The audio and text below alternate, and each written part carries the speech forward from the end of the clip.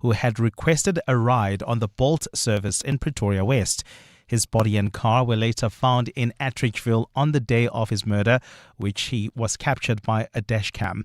3 suspects also appeared before the same court yesterday on charges of premeditated murder and robbery with aggravating circumstances. Police spokesperson Mavela Masondo. He is expected to appear before Pretoria Magistrate Court on Tuesday, the 17th of February. Like other 3 suspects, he is facing charges of car hijacking and murder.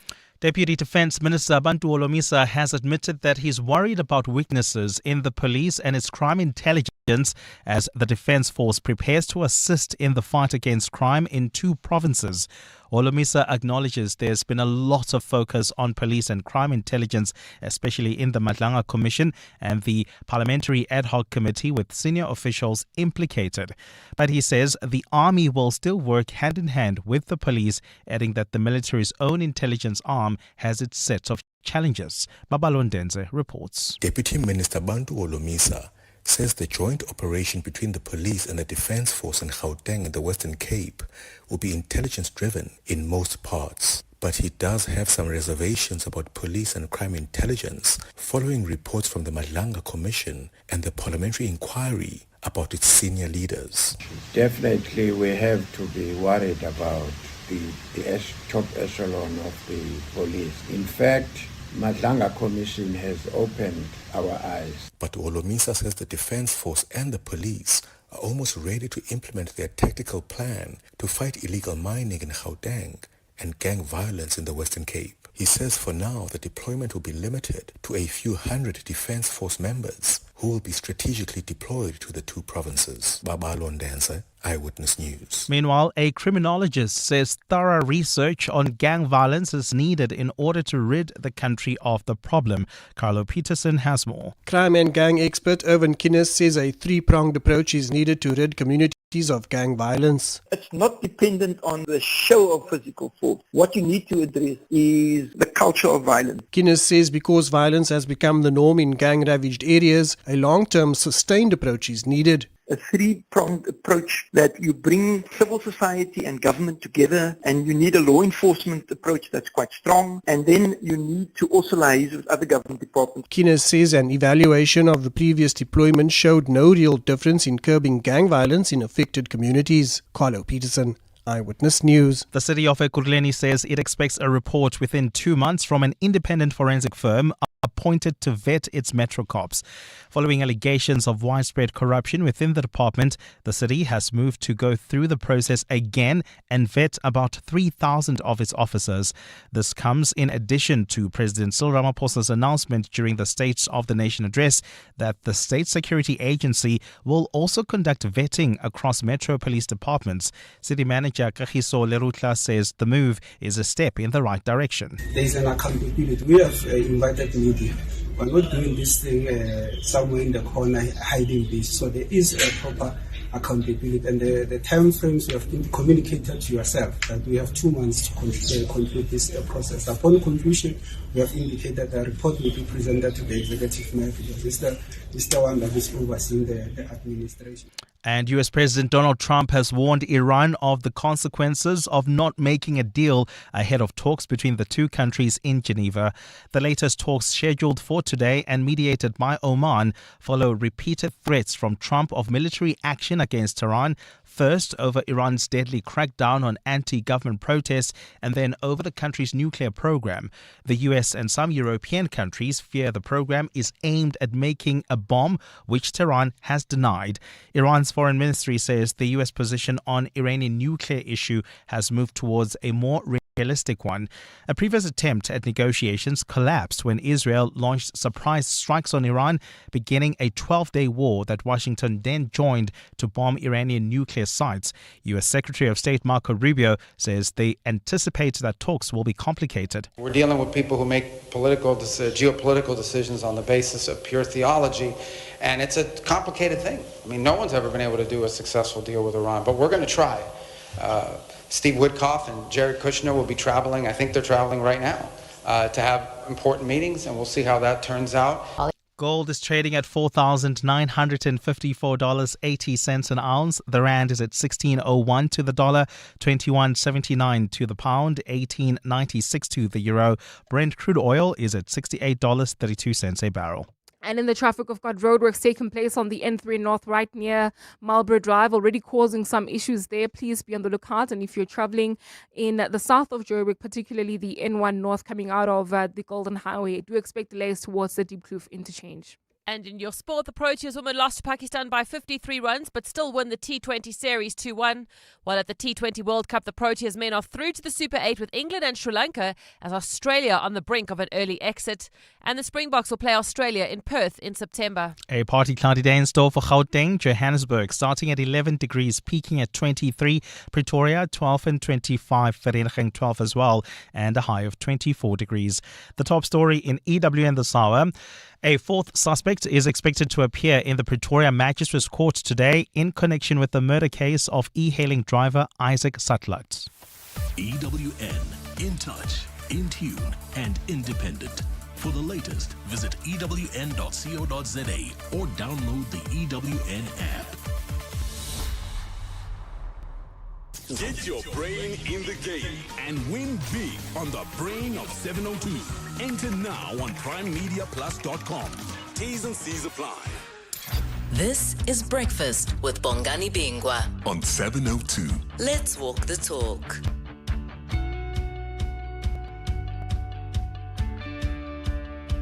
Nine minutes after 6 o'clock. Welcome to 702 Breakfast. It's Tuesday, the 17th of February, the year of our Lord 2026. Welcome to the show. My name is Bongani Bingwa. We've got a cracking menu for you. There's a really fascinating piece that was in the Daily Maverick just the other day. And essentially what it does, it looks at, shall we call them, the young lions across the political spectrum. Many of our leaders will no longer be able to lay any claim to having been involved in the struggle, to having been involved in the negotiations, to having been part of that 1994 cabinet, right? Many of those leaders are nearing the twilight of their careers and their political lives. So who's next in line? Who is in the pipeline for leadership in South Africa?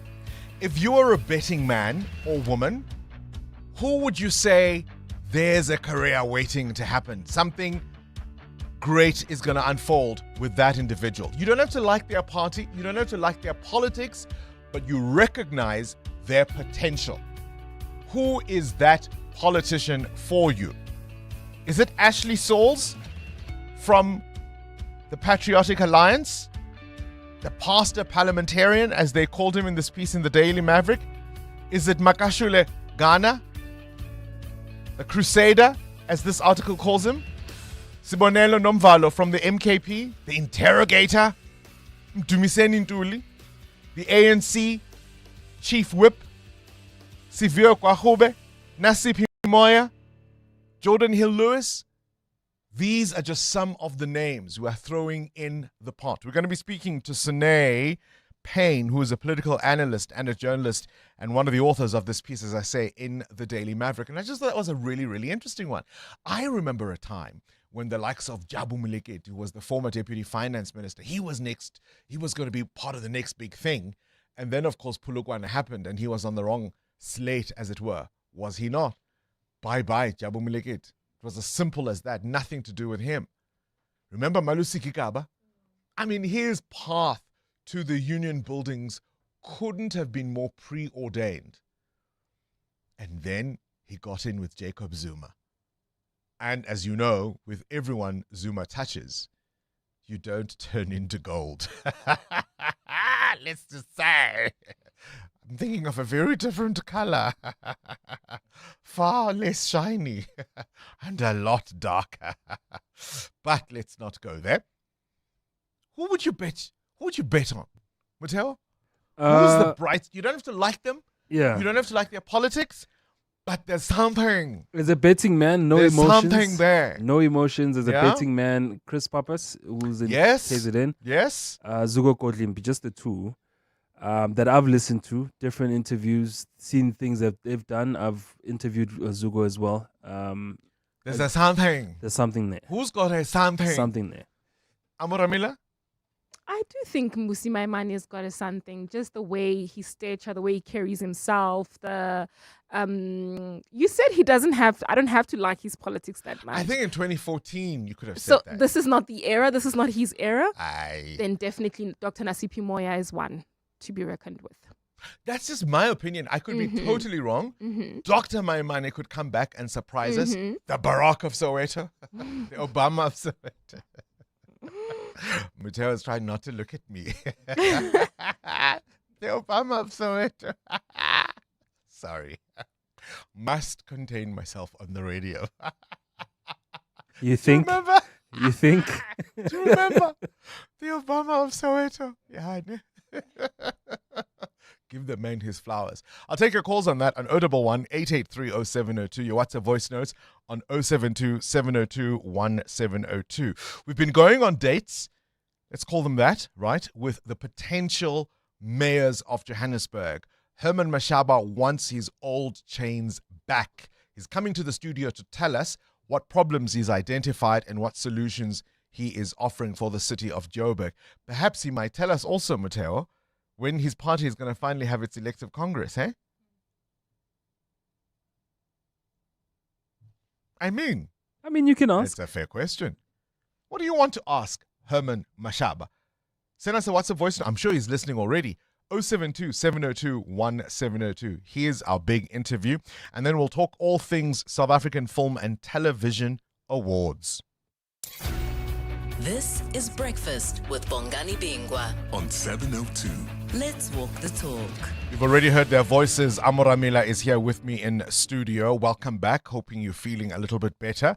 One always worries when someone is away on a Monday. It's a little bit of a sus time, as the young people say. Suspicious time to be unwell, but you're feeling better. So unruly this morning. I am Did you have a good weekend? I did. I had a really good weekend. A really good weekend, did you? No, the bosses are not listening, don't worry. I want to know from you, Amo and Muteo, you are given 3 days to splash out the equivalent of your annual salary. No impact on your normal commitments. So this is not money you are taking from somewhere else, right? So your normal life continues. After the 3 days, you'll come back and put up with me on 702 Breakfast in the morning. Life will carry on as it was before. But in 3 days, you have to splash out and splurge Cost to company on the equivalent of your annual salary. Cost to company, yeah. Cost to company. No deductions. Right? What do you spend it on? Amo? Disneyland Paris. First Disneyland Paris. Let's do that. And I book Not Orlando? No. And I book within the resort. Right? We stay in the resort. We eat from the resort because the plan has always been we can go there as a day's activity. Yeah. But no, with that 3 days allowance, I promise you, we stay there, we eat there, and then we'll come back after And you are 3 flying days. first class. Oh, first class. If not in a private jet. Yeah, no, not a private jet. Emirates first class. Yeah. And like then the one Jennifer Aniston is on in that ad. Yeah, we fly first class. Ticket to Lords. Am I going alone? Am I going alone? Yeah, it's up to you. Okay. Depends on your annual salary, I guess. Then I'm going alone, very alone. Yeah, right. Tickets to Lords. Watch the cricket, preferably Ashes or maybe the Proteas against England. Then a whiskey tour to Scotland, and then close it off with Monaco Grand Prix. Ooh. All expenses paid. Were you sitting at Lords? But I don't know if I'll make it to Monaco with what I get paid. But yeah, right.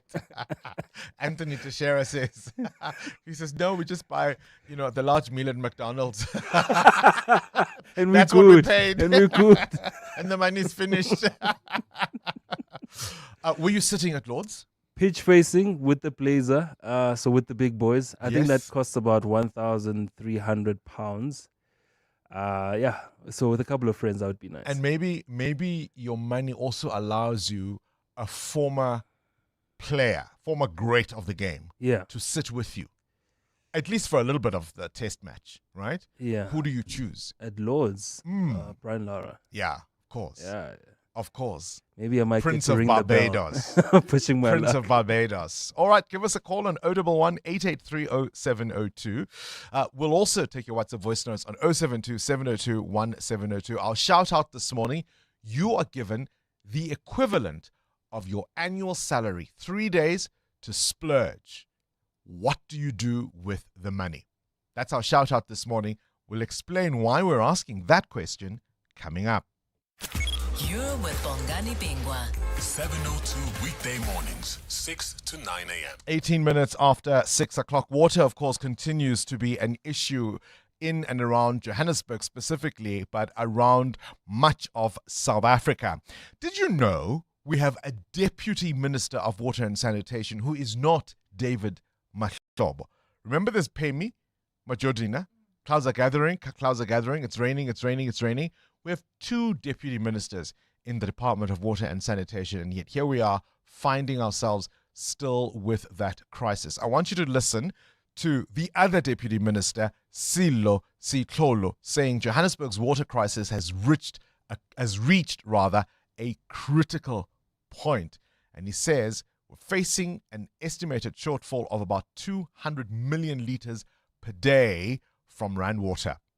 A lot has been said, and of course the situation remains in many parts of Johannesburg and across the country remains the same. I do feel that somehow we were almost sort of like attending to a crime scene that we did not we were not necessarily needed to be part of.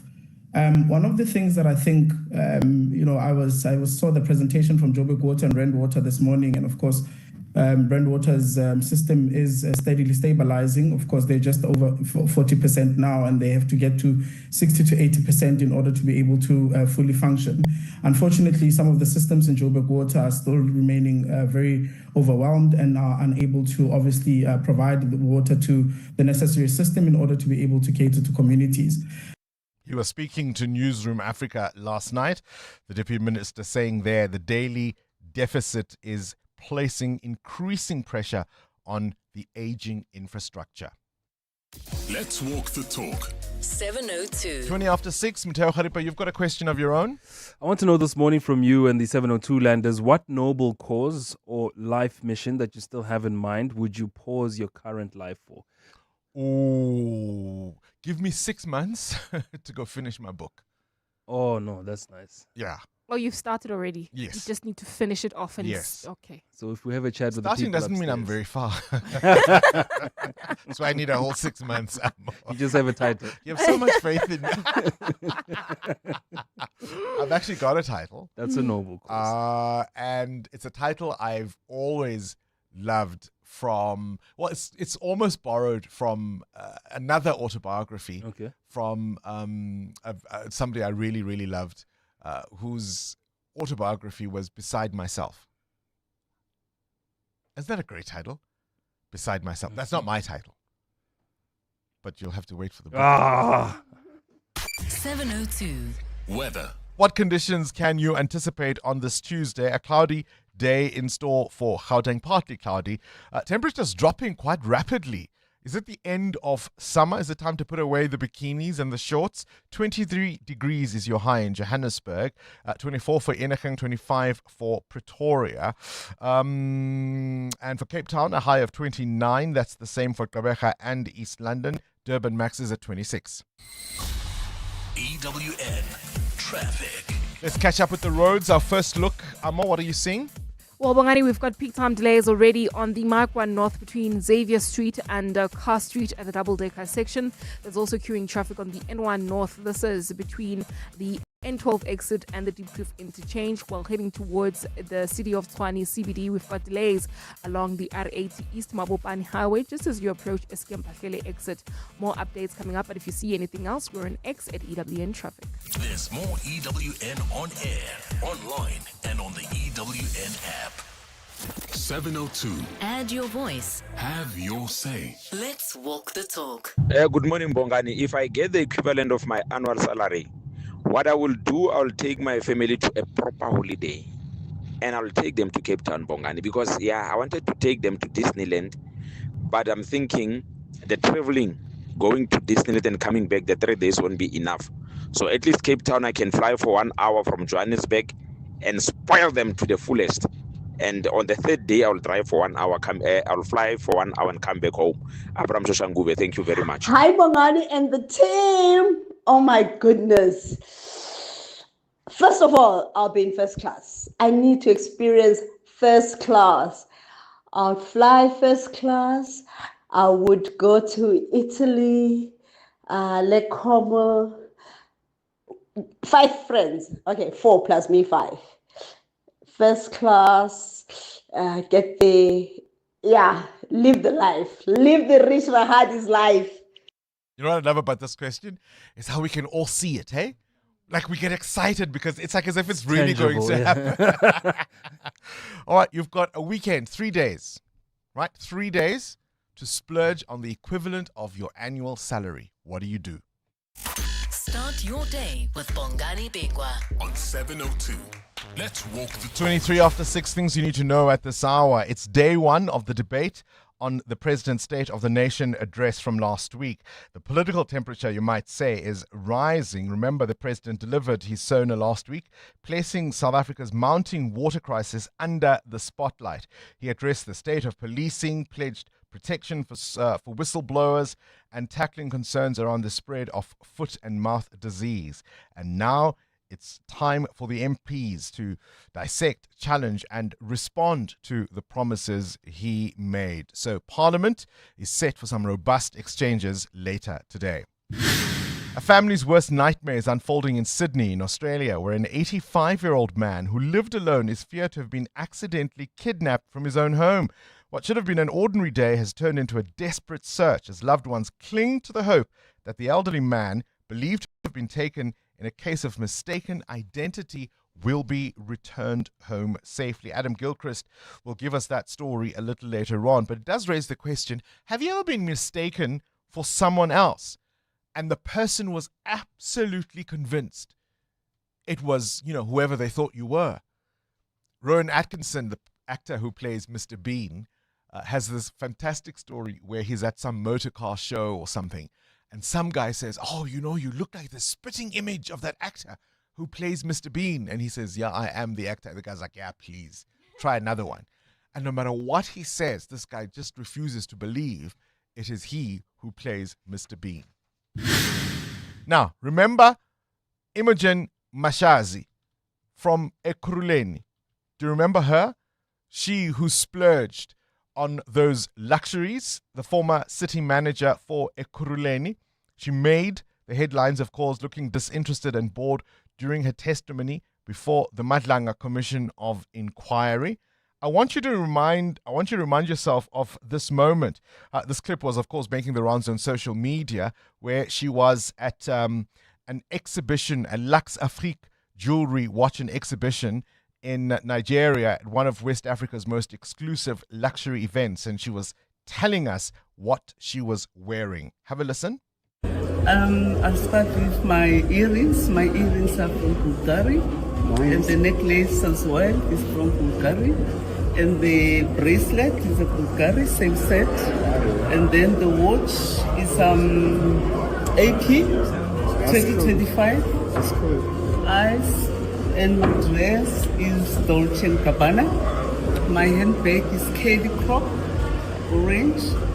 And my shoes, obviously, is Hermes. Well, she is now being investigated after a glamorous London shopping spree of 3.5 million rand. Her annual salary was 3.1 million rand, and she's meant to have spent this amount of money on a weekend in London. She and her husband and a couple of other people flew a private jet. They stayed in one of the swankiest hotels in London, and they just had a grand old time. And she says, what is the fuss all about? This was money. This was a private trip. It had nothing to do with her work. The former Ekurhuleni city manager, Dr. Imogen Mashazi, in a bit of trouble. She's being investigated for spending more than her annual salary, in fact. So if you were her, what would you do with it? South African legend A.B. de Villiers turns 42 today. He was born on the 17th of February 1984. Mr. 360 dazzled the world with his fearless stroke play, redefining what was possible on a cricket field. He shares his birthday with none other than Michael Jordan, who turns 63 today. Born in 1963, the Chicago Bulls shooting guard, famously nicknamed Air Jordan, is widely regarded as the greatest basketball player of all time. And I wonder how much influence celebrities have on your life. Do you buy anything, or have you ever bought anything because a celebrity sold it? I don't know, Rihanna's Fenty beauty products. I think she's also got a lingerie range. Have you bought Air Jordans or wanted to because, they were Air Jordans? Beats by Dr. Dre? What have you bought because of a celebrity endorsement? 702. The newspapers. Fisa Zulu, have you been influenced to buy anything? I wouldn't say directly by the celebrity. I think when we were younger, Beats by Dre, it was not because they belonged to Dr. Dre, it's because they were popular. So because a lot of people had them, a lot of my peers had them, so I also wanted them. I didn't want them because they belonged to the celebrity. My salary is not that high. I was about to say, what peers did you have? Yeah, exactly. I'm like, do you know how much Beats cost? All right, let's get into the papers. Grok is in trouble. Grok is the AI chatbot on social media platform X, which is owned by Elon Musk. So it is under a lot of scrutiny, especially in Ireland, where the data protection watchdog in that country has launched an investigation for the AI tool's generation of sexualized deep fake images. So there was a lot of backlash late last year on X when some users started using the tool to prompt it to generate sexualized images of real people, including children. So there would be a picture of Bongani Bingwa that he's posted innocently on X, and someone would say, put him on a pair of boxers, and then it would generate that image. So now Ireland is the latest country to join others who have launched investigations into Grok, and this is increasing regulatory pressure or even to block it altogether in those countries. All right, I'm looking at the front pages of local papers, the Business Day. Sugar salvation for a sector on the brink. This is, of course, an intervention by Minister Pakstow, the Minister of Trade, Industry and Competition. The front page of the Sowetan and the Citizen have these three accused, those, of course, behind that murder, at least allegedly behind the murder of that e-hailing driver in Pretoria, appearing at the magistrate's court. And one of the things that has struck me is how young these accused are, these suspects, including, of course, a young female with these two guys, all of them locals, facing murder charges for that the murder of that e-hailing driver from the weekend. EWN Business. Mateo wants to know, what noble cause or life mission would you pause your current life for? Starting a non-profit organization, traveling the world, going on a mission team to be a missionary somewhere? What prompts the question? Well, Bongani, South African billionaire Patrice Motsepe has stepped down as executive chairman of African Rainbow Minerals, aligning with the new JSE governance rules. The leadership shift follows regulatory reforms requiring a separation between board oversight and executive management. He'll remain on the board as non-executive chairman of the $2.7 billion company. Motsepe also is KEF president and South Africa's only black dollar billionaire, and continues to wield influence across mining, finance and sport. Now, the move any other year would have been just another market move. Wait. In a mini mo. Yes. Rai. What might he be thinking of doing next? Hashtag PM27. Politics, maybe? That's the big rumor, right? Any other year, you wouldn't look at this market move, but in recent years, speculation has swirled about a potential political future as ANC president, given his family ties to President Donald Trump, Cyril Ramaphosa, and his history as a major donor. Billionaires club, see how you know. See how you make that mistake. So Motsepe has consistently dismissed such reports, maintaining that he has no political ambitions. But if he did, he would have to let go of all his business interests. South African politicians, including members of parliament and cabinet ministers, are legally mandated to disclose their business interests and other financial interests annually to ensure transparency. So things like land, owning businesses, what makes you money, gifts and hospitality all have to be declared before you can step into the world of politics. Is this what he's doing? We'll see in a few years. Oh, noble cause indeed. Where's the rand? 16.01 against the US dollar, slightly weaker this morning. 18 rand 95 against the euro, and at 21 rand 78 cents against the British pound. Price of gold at $4,949 an ounce, while platinum is at $2,024. Brent crude at $68.36 a barrel. More business after 7. Straight to the news desk. Up next, we speak to Sine Payne. Who would you bet on? The young lion on our political spectrum, on our stage. Who do you think is the next big thing? Sfisa Zulu, in the meantime, you're the big thing in the news for us this morning. Thanks, Wani. Good morning. Milk South Africa is urging members of the public to avoid areas under quarantine for foot and mouth disease. The call comes as the Western Cape recorded its first case of the disease on a dairy farm. President Cyril Ramaphosa declared the outbreak a national disaster last week. Milk South Africa CEO Mark Chimes advises motorists and cyclists to avoid roadblocks controlling movement of cattle in the Western Cape especially. The virus can be transmitted through on your clothes or on your vehicles, and the less people that move through these quarantined areas, the less chance there are of spreading the disease. He's added that while the vaccinations will not cure the infected animals, it will assist in stopping the spread of the virus. So we hope that that vaccine will be arriving by this coming weekend. It should be here. The primary objective at this stage with vaccinating animals is to reduce production losses. The Cape Peninsula University of Technology says it's complying with updated funding rules as it responds to concerns over student accommodation. The institution has defended its process after hundreds of students gathered outside the venue of the State of the Nation last week, appealing to the president to step in over what they call a housing crisis. CPUT says accommodation support is subject to strict criteria in line with new requirements from the National Student Financial Aid Scheme. Under the revised rules, students must pass at least 60% of their subjects to qualify for housing funding. University spokesperson Lauren Kensley adds that many of the complaints relate to students who arrived late without approved housing or who do not meet academic performance standards. Why are tens of thousands of students in our residences and placed? Because they are doing the appropriate applications on time and getting allocated their residence rooms. What we have is a situation where hundreds of applicants rock up at the gate and expect us to take those students out of beds and put them in there. And that is absolutely unacceptable, and we cannot. The Special Investigating Unit has instituted civil action against contractors in the Alfred Nzo District Municipality in the Eastern Cape who are embroiled in a 75 million rand tender scandal. Yesterday, 9 people accused of securing and awarding the tender for trucks, water tankers and jet vacuum tankers appeared in the Emaklasebeni courts of fraud and corruption charges.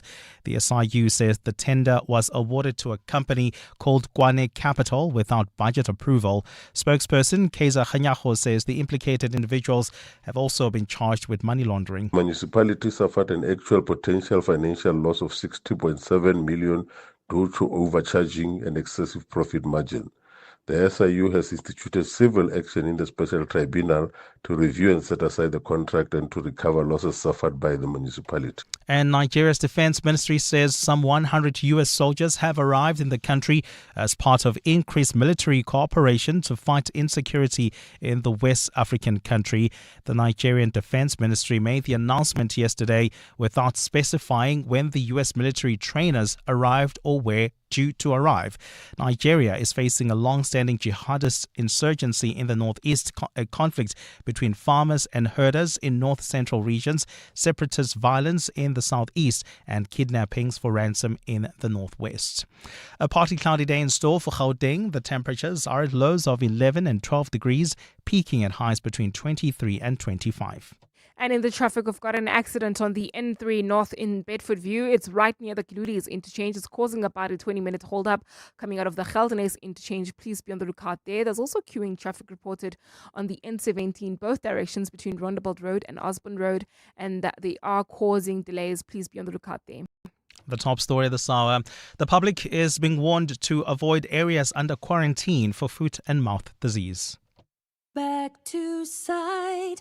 Back to business. Back to getting the job done the way you like it. Join us from the 22nd of January to the 1st of March for the Chamberlain Back to Business promotion and get excited by incredible offers. From paint and power tools to in-store board cutting and edging. You'll have everything you need to start your year off the right way. Plus, with our wide range of rugged sideware, you'll be comfortable doing it too. Chamberlain, famous for hardware since 1903. Hi, this is Teko Modise, Hollywood Bet's brand ambassador. Be a winner who knows when it's time for a timeout and play responsibly. If you or someone you know needs help, call the South African Responsible Gambling Toll-Free Counseling Line on 0800 006 008 or WhatsApp help to 076 675 0710. Hollywood Sportsbook is a licensed betting operator. Hollywood Bet supports responsible gambling. No person under the age of 18 years are permitted to gamble. Winners know when to stop. Switching to Outsurance Business Insurance was a quick process. I saved a lot of money. Outsurance Business Insurance clients know that it pays to switch. And did you know you could get a massive 20% discount on your business insurance premium when you switch? For boutique hotels, catering companies, and all other businesses. Get a quote today and see why it pays to switch to Outsurance Business Insurance. Visit outsurance.co.za or call 0800 60,000 today. Licensed insurer and FSP. TCs and information online. John Perlman. Weekday afternoons, 3 to 6. What would be so difficult for authorities to simply say that blue lights can be used to ask people to move out of the way because somebody's in a rush, but they can never ever be used as an excuse for the breaking of regulations? You cannot use the blue light brigade because you are late for an appointment. Don't create a situation where you are the creator thereof. There is no excuse for you to contravene legislation because you think you need to get the person somewhere before a certain period of time. John Perlman. 3 to 6 on 702. 702 Afternoon Drive with John Perlman is proudly brought to you by Telkom Business. Possible begins here. Coming up in the next hour, what's the question? Brought to you by Outsurance. 3,000 Rand is in cash is up for grabs. Send us an answer based on something you heard on the show, and for that you win 1,000 Rand. WhatsApp us your name and that answer to 072 702 1702. Then later, someone else will ask a question to win 2,000 Rand. Remember, you stand a better chance of being selected to give us today's answer if you've SMS'd out to Outsurance and got yourself a quote. So do it now. SMS out to 45142 and you could save on your car insurance. 702. WhatsApp Bongani on 072 702 1702. Good morning, Bongani and the team. It's Wanda in Midrand. My pick is Dr. Jose Ntsaramahupa, Nasipi Moya, and perhaps we can also throw in the Juju. I know many people don't really like him. I also, maybe I'm one of those, but he also has something. So those three for me, but Nasipimo and Hosi and Z are on top of the list. Thank you. Good morning, Bongani, and to the 702 lenders. Nice show as always. I am going with Musmaimane. Musmaimane will be my next leader. He has got good vision. He has got good vision. That man is so brilliant. Thank you. Have a lovely show as always. Bye. Sipo from Cosmos City. Thank you. Julius Malema, any day, any time. One of the cleverest politician ever. Julius Malema. He can come back as a president. I wouldn't mind. He's intimidating. He intimidates many people. Many people love to hate him. Many people hate him because of his mind. Just like a person I know in this show. Julius Malema, any day. Sindile. I heard that shade. South Africa's political landscape is changing. A new generation of leaders is beginning to emerge. Who's your money on? Ronald Lamola, Leon Schreiber, Dean McPherson, Siviwe Gwahube, maybe Zuko Kodlimpi. He's only 33 years old. Just, by the way, I mean, if anybody's had a meteoric rise, right? There's the Deputy Minister of Finance, Asho Sarapen, who is one of the youngest deputy ministers in the country at the moment. There's the Cape Town Mayor.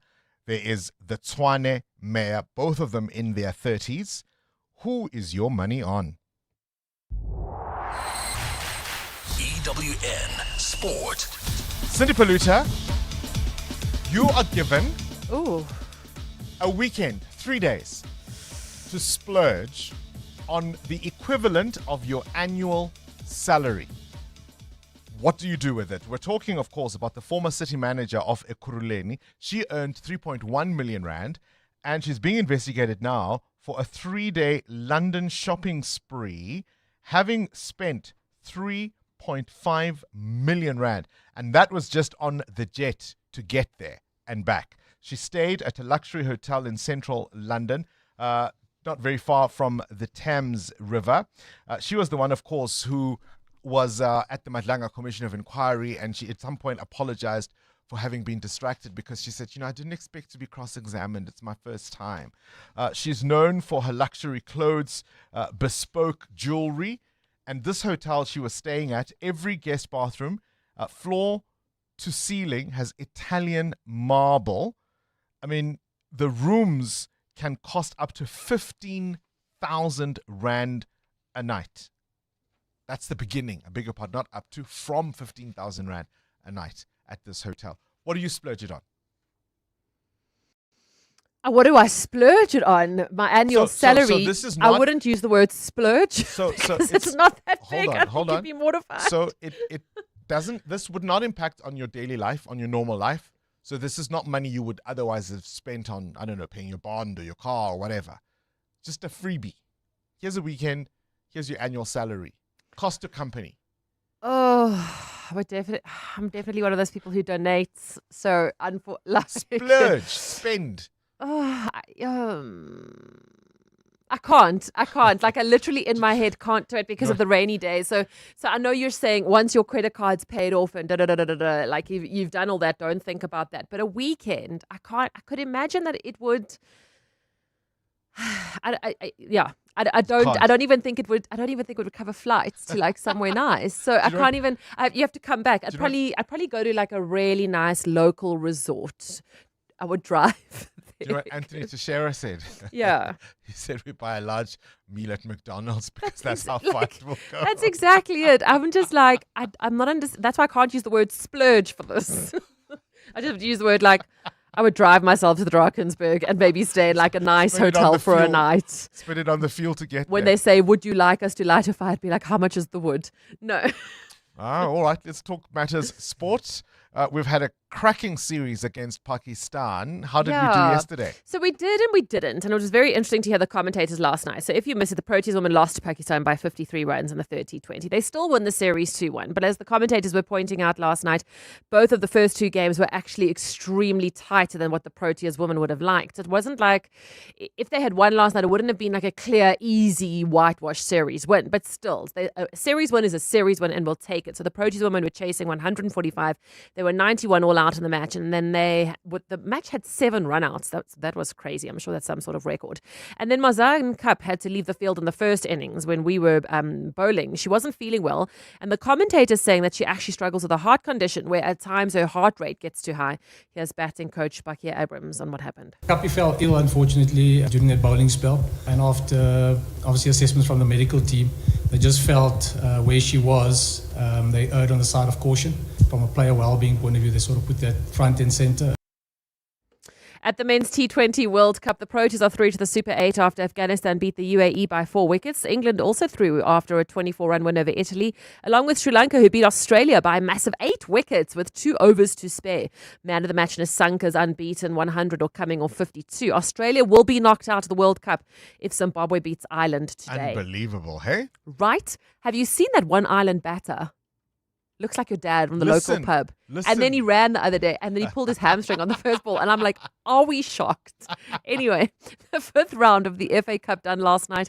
The All Premier League matchups. Manchester City against Newcastle. Liverpool got Wolves and West Ham plays Brentford. Arsenal avoided top opposition. They'll play Mansfield Town. Chelsea got Wrexham. The Springboks will play Australia in an extra test in Perth on September the 27th. There's no rugby championship this year due to the greatest rivalry against the All Blacks. The Boks will also host England, Scotland and Wales in the Nations Championship, and an unconfirmed match of the Barbarians on the cards. And in Formula One, Barcelona will remain on the calendar until 2032. That'll be alternating years with the Belgian Grand Prix. Cindy Paluta, Eyewitness News Sport. The Checkers Extravaganza is now on, with over 1,500 deals every week. Like Clover Buttero Full Cream Butter Spread 500 grams for $79.99. Lancewood Cheddar or Gouda Cheese 900 grams for $129.99. And Baby Soft White or Supreme Quilts 2-ply toilet rolls 9 per pack, any 2 for 129 rand. Valid until 22 February, only at Checkers, Checkers Hyper or shop on 6060. When your business needs strength, reliability, and serious capability, look no further than the Persia Professional Pickup Range. Built tough for South African conditions, Persia pickups are engineered for fleets, professionals, and the agricultural heroes who keep this country moving. From rugged load capacity to fuel-efficient performance, these pickups work as hard as you do. Whether you're building, delivering, or farming, Persia has a model that's ready for the job. Visit your nearest Persia dealership today and power your business with the confidence of Persia Professional. Landtrack, it's pretty but tough. Let's be honest, Africa could be doing way better, but complaining won't change anything. Getting involved will. If you care about Africa's future and want to be part of something that disrupts the status quo, then this is for you. Download the Our Platform app, which focuses on problem solving, global competitiveness, and self-love. Africa is changing the narrative. Don't get left behind. Download Our Platform. Say hello to the new look Africa. The Brainy Kids of the Whiz Quiz on 702. Hello, Uncle Bongani. My name is Nkosana Blose. I'm 10 years old and I go to North Riding College. And when I grow up, I want to be a soccer player. And I'm excited to play the Whiz Quiz with you today. Can you score 10 goals, Nkosana? That's the question. 702. Coming up at 7:15, the big interview. EWN Traffic. EWN Traffic brought to you by Outsurance. SMS out to 45142. You could save on your car insurance. There's an awful crash on the N3, Amo. That's correct, Bongani. In the Bedford View area, right near the Glulies interchange, is causing about a 20-minute hold-up. This is as you come out of the Gelderwys interchange. Please be on the lookout there. And then in Boksburg, we've got roadworks along the N17 causing delays both directions between Rondebold Road and Osborne Road. More updates coming up. Stay tuned for more. There's more EWN on air, online, and on the EWN app. February may be the month of love, but your hairdresser won't be feeling the love if you're late for your appointment. Unfortunately, with Outsurance Pointsman, easing traffic congestion, you'll get to the salon on time. And they've been on the roads for the past 20 years. With Outsurance, you really always get something out. In proud partnership with 702, Outsurance is a licensed insurer and FSP.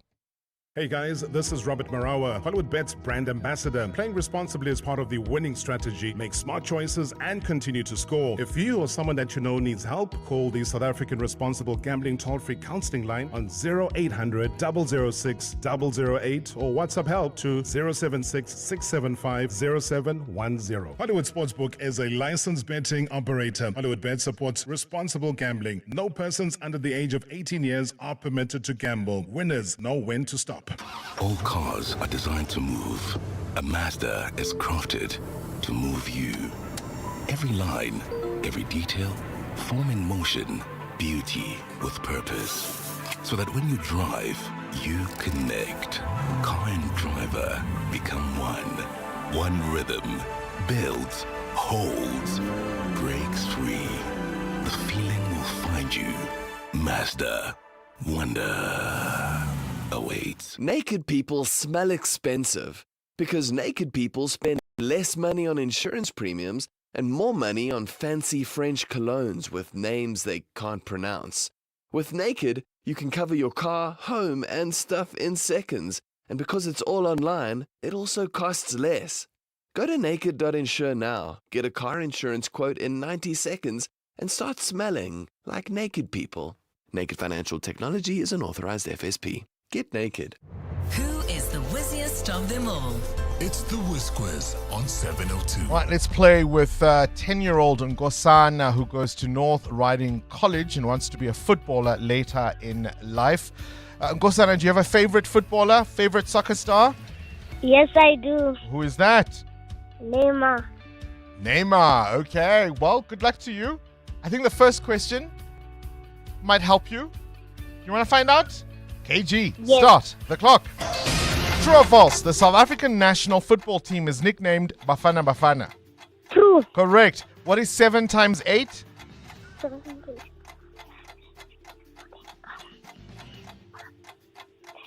Skip.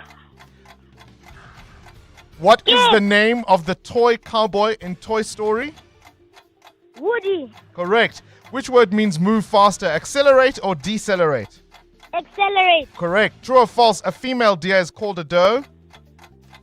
False. It's true. Which flightless bird is the fastest runner on land? Skip. The ostrich. True or false? Sharks have bones in their bodies? Skip. False. How many continents are there in the world? 4. 7. Spell the word monkey. Monkey. Correct. That's all the time we have. We couldn't get to all 10 questions. Nkosana, you will walk away with 400 Rand, 4 correct answers. Out of the 10 you could have answered, you were not able to get through all of them. We got to 9. The brainy kids of the Whiz Quiz. On 702. Current events, developing stories, Tough questions. your voice making a difference. This is Breakfast with Bongani Bingwa. On to this now. South Africa's political landscape is changing and a new generation of political leaders is beginning to emerge. Quite soon in our politics, people won't lay claim to having been part of the struggle, to having been at the 1990s negotiations or even in the Mandela cabinet. So who are the rising stars? Who would you put your money on? It comes from a recent piece that I found fascinating in the Daily Maverick, and one of the authors of that piece joins us now, political analyst and journalist at the Daily Maverick, Sune Payne. Sune, a very good morning to you and thank you for your time. Good morning, and good morning to all your listeners. I suppose your list here is really fascinating because it really cuts across the political spectrum. And for the purposes of our conversation, it matters not whether you may even like a particular individual or agree with their politics, nor support their party, but it's all about really recognizing the rising stars in our political landscape. And let's start perhaps with the lesser known names who are beginning to at least find some fame through, for example, the ad hoc committee in Parliament investigating criminality in law enforcement. Let's start with Ashley Sauls, the PA leader in Parliament. He is a rising star, no doubt. Yes, definitely. I mean, if you've caught any bits of the ad hoc committee, you actually just sometimes taking a step back. And even when it's not popular, he asks very pragmatic questions, trying to just interrogate where and who is actually in front of them and what do they have to say. He's 42, perhaps more of the older ones in our crop here. Let's go to MP for the Mkhonto weSizwe Party, Sibonelo Nomvalo. He certainly has been asking some tough questions too. Definitely. He's a lawyer, so naturally you'd expect him to ask and be the tough persona. But he's actually emerged as one MP that has clarity in his questions. I mean, yes, a lot of the time the MK party has been a lot tougher on witnesses, particularly when it comes to evidence against potentially people like Jacob Zuma, but he has really shown his grit. If I look at the ANC, historically the largest party in our democratic dispensation, we'll start with the International Relations and Cooperation Minister, Ronald Lamola. Some have criticized his appointment in that portfolio, saying he's too junior for all his potential.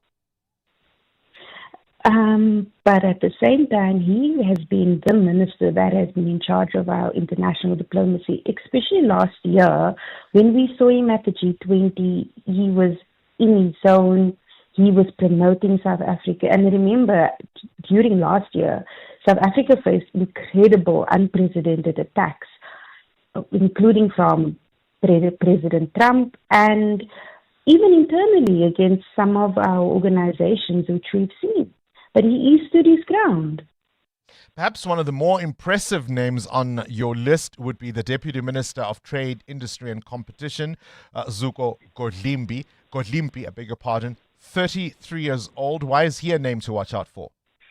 Yes, I think Godlimpi has been one of the individuals that has just articulated not only his party political messaging quite well, but he's also working behind the scenes when it comes to our economic policies and as well as our trade. He's also been, people forget, he has been working in politics for the longest time. I mean, throughout the city of Ekurhuleni and as well within Gauteng. He's been doing the work. The DA possibly has the most names on your list, from Asher Sarapan to, of course, people like Leon Schreiber, Dean McPherson, Siviwe Kwahube. That list is quite rich. They've got quite a pipeline. Yeah, definitely. And it shows the investment that's been put in them. If you listen to Dean McPherson, it's about 2 weeks ago, he was saying that DA leader John Steenhuisen has actually mentored a lot of young people, including himself and Siviwe Kwahube and Jordan Hill Lewis. The Tshwane Mayor, Dr. Nasipi Moya, her star is rising. South Africans love her. If you look at any kind of social media, South Africans really love her responsiveness, where she engages with people, from everything about streetlights to other local issues. But also, she's not afraid to get her hands dirty if you've seen any of her social media interactions. There are other names which we won't have the time to get into. People like Mdumiseni Ntuli, for example, who I think is really impressive from the ANC. But overall, looking at this list you've compiled, and people can go and read your piece, of course, in the Daily Maverick, who would you bet your money on? I mean, politics can change, careers change, not even because of the individual's performance, alignments within parties, slates, all of that can happen. But who do you bet your money on, Sune, to say that is a name to watch out for? Please don't do that to me.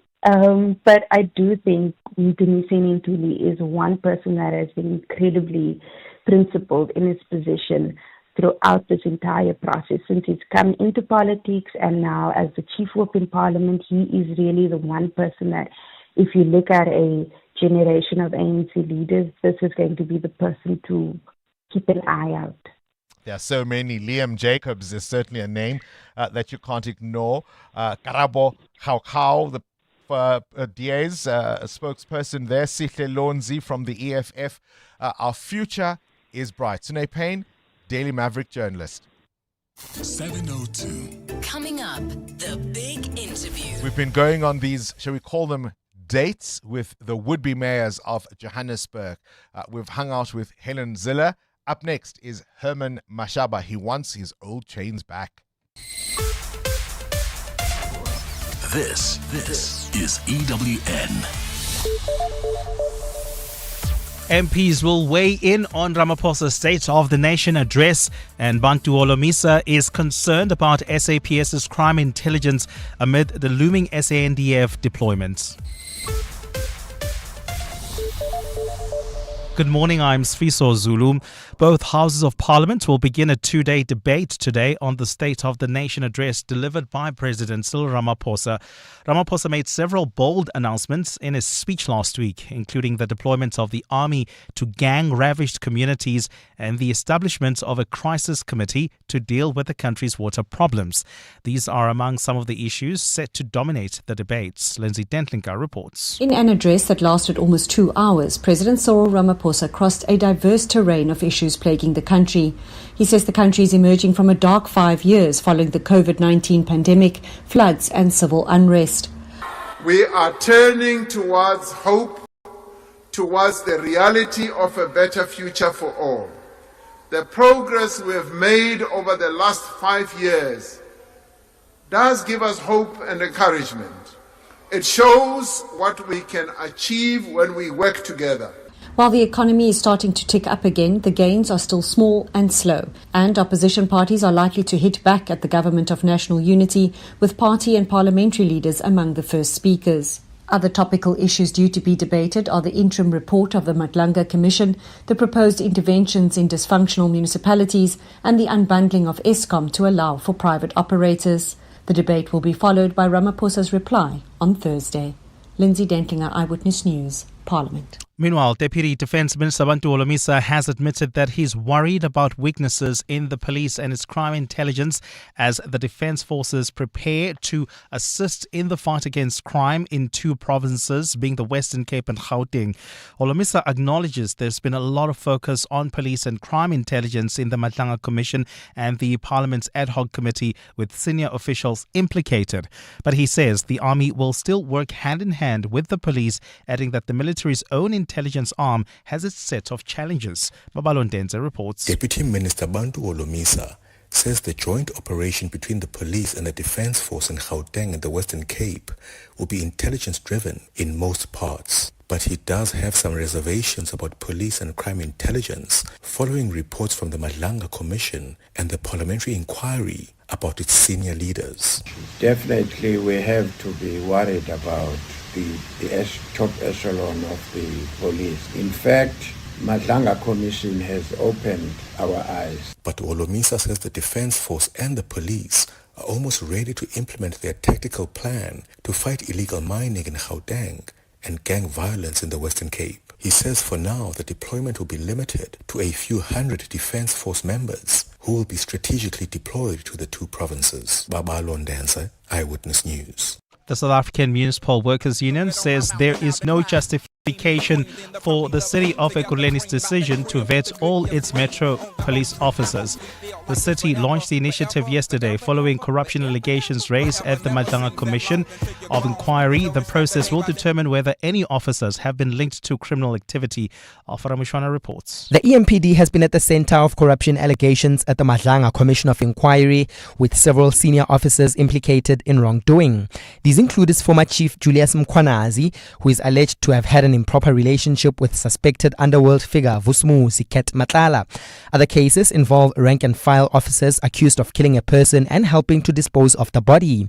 While the city's vetting drive aims to address these concerns, SAMWU's Regional Secretary Chris Mavunga says the process violates worker rights. The employer is responding by subjecting our members to an unlawful press process, which we view as victimization and undermining our members' rights. But SAMWU will now also have to deal with national government's intervention after President Cyril Ramaphosa announced during his State of the Nation address that the state security agency is also being roped in to vet Metro police officers. Alpha Ramshwana, Eyewitness News. And Iran's Islamic Revolutionary Guard Corps is continuing with a series of military exercises in the Strait of Hormuz ahead of talks with the United States. Iran says the war games aim to prepare the guards for potential security and military threats in the strait after Washington deployed a large naval force to the area.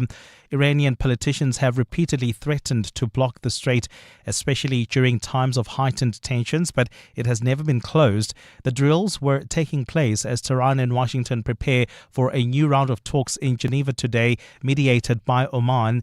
The latest talks scheduled for today follow repeated threats from Trump of military action against Tehran, first over Iran's deadly crackdown on anti-government protests and then over the country's nuclear program.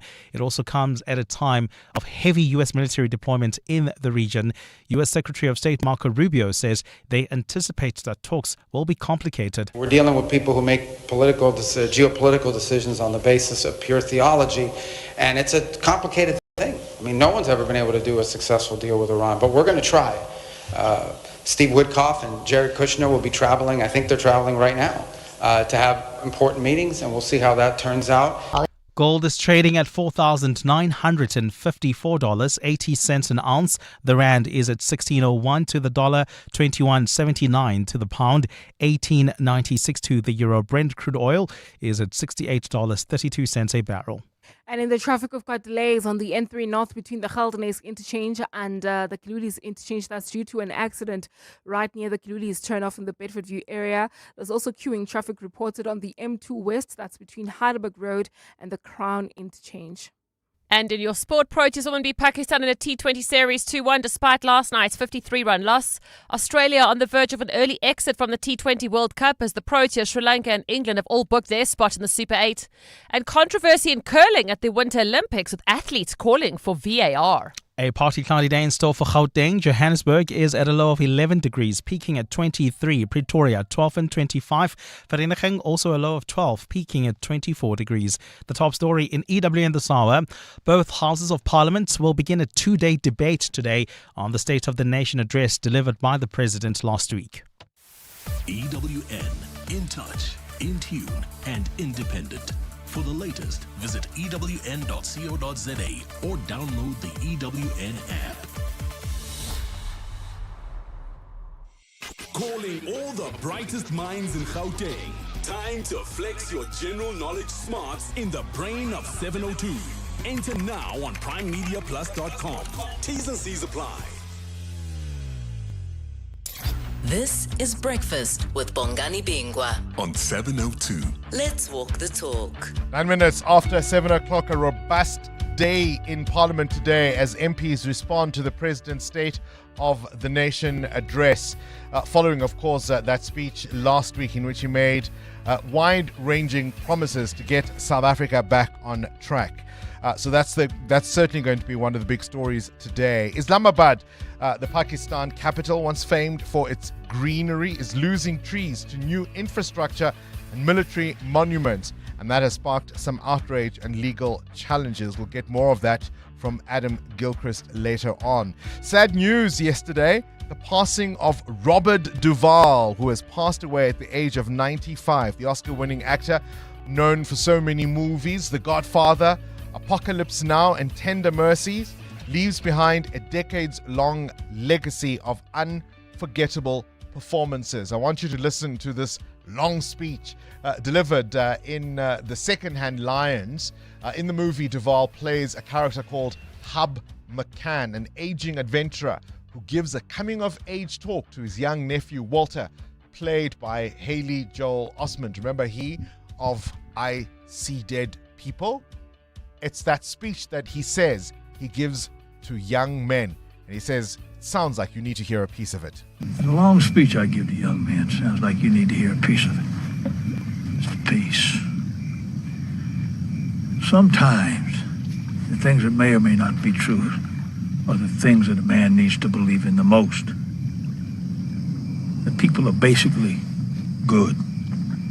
That honor, courage, and virtue mean everything. That power and money and power mean nothing. That good always triumphs over evil. And I want you to remember this, that love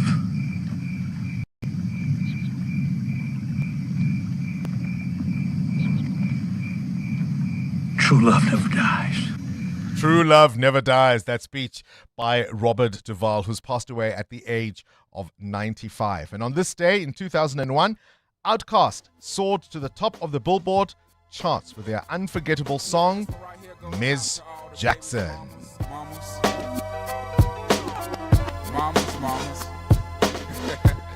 baby mamas, mamas. Yeah, go like this. I'm sorry, Miss Jackson. Ooh, I am for real. Never meant to make your daughter cry. I apologize a trillion times. I'm sorry, Miss Jackson. Up next, The big interview. EWN Traffic. 11 after 7, this EWN Traffic brought to you by Persia. Pretty tough. Amo, you're pretty tough. You're pretty and tough. She says, KG. Well, we do have delays on Bears Nadia Drive and Christian de Wet Road. So basically routes that are leading towards the N1 exit this morning. If you're traveling around the Rain Park Ridge area, heavily backed up, please do be patient if you're traveling along this area. And if you are traveling on the N3 North, we've got queuing traffic between the Geldenhuys Interchange and Van Buren Road, and that's due to an earlier accident. I'll have more traffic updates coming up. Do stay tuned. There's more EWN on air, online, and on the EWN app. When your business needs strength, reliability, and serious capability, look no further than the Persia Professional Pickup Range. Built tough for South African conditions, Persia pickups are engineered for fleets, professionals, and the agricultural heroes who keep this country moving. From rugged load capacity to fuel-efficient performance, these pickups work as hard as you do. Whether you're building, delivering, or farming, Persia has a model that's ready for the job. Visit your nearest Persia dealership today and power your business with the confidence of Persia Professional. Landtrack, it's pretty but tough. How would you like to lighten the load when it comes to getting your freight there conveniently and on time? You can with a tag. No scrambling around for cash or a card. Less time wasted. Choose the convenient way. To drive smart, download the Sanral app to link your cards and manage top-up payments for your convenience. For more info, visit sunral.co.za. Tags are the way to go. Sunral, an agency of the Department of Transport. What's up? Why is there a horse in your driveway? You right, Savvy. Why drive a Mustang when you can ride one? What the missus say? Well, she had a bit of a long face, but now she's stable. If you need a backup plan, We Buy Cars can sort you out. Nah, Savvy, this thing is eco-chic. Stop horsing around, cowboy. Rather get one of these from We Buy Cars. What's the horsepower on that thing? More than one, Dolph. More than one. Don't be Dolph, be savvy. We Buy Cars, geared for adventure, geared for you. Naked people smell expensive because naked people spend less money on insurance premiums and more money on fancy French colognes. Go to naked.insure now, get a car insurance quote in 90 seconds, and get naked. Naked Financial Technology is an authorized FSP. Zanzi, you don't want to miss out on playing Powerball and Powerball Plus. 64 million rand in total estimated jackpots this Tuesday. So play Powerball for an estimated 42 million rand and Powerball Plus for an estimated 22 million rand today. Buy your tickets now in store on nationallottery.co.za, the mobile app or cell phone banking. Panda, push up, play. Players must be 18 years or older. Play responsibly. Ituba is the proud operator of the National Lottery. 702. The big interview with Bongani Bingwa. It's a 7:15. We've been going on dates with would-be candidates for the mayoral chains of Johannesburg. One man who is perhaps at this moment a little bashful about wanting his old job back is the leader of Action SA, Herman Mashaba. Whilst not yet having clinched the party's nomination officially, wink, wink, he's certainly put his name in the hat. And of course, it'll be up to the party to decide whether he's their candidate for Johannesburg or not. But I think the writing is on the wall. Herman Mashaba, welcome back to 702 Breakfast, and thank you for popping into studio. Thank you so much, Bongani, and thank you so much for inviting me. I'm sure I've shared this with you on radio on a few occasions that for some reason, I don't know who program my watch, my radio to wake me up every morning. So I have no choice whether I like it or not. That's how you charm the host, hey? All right, let's look at the state of Johannesburg. So what we've been doing, and we're going to be doing it over a few weeks, is going, shall we call it, on dates, speed dating with those who would have those mayoral chains. You've put your name in the ring as far as your party is concerned, and I think it's a foregone conclusion what will happen next. I know you don't want to wade into that, so let's get straight into the city of Johannesburg. You've been mayor before. Looking at how you left the city and what has happened to it since, what's your impression? Very, very, very sad state of affairs. I think when I took over in 2016, and in fact, even going back slightly back, that the reason for me to accept this political responsibility, because I never thought one day Herman Mashaba will be a direct politician, but looking at my country collapsing in front of my eyes, and I was actually sick and tired of sitting with friends. Everyone is an expert over dinner table or after golf or whatever. And I said, my goodness, we live in a democratic space.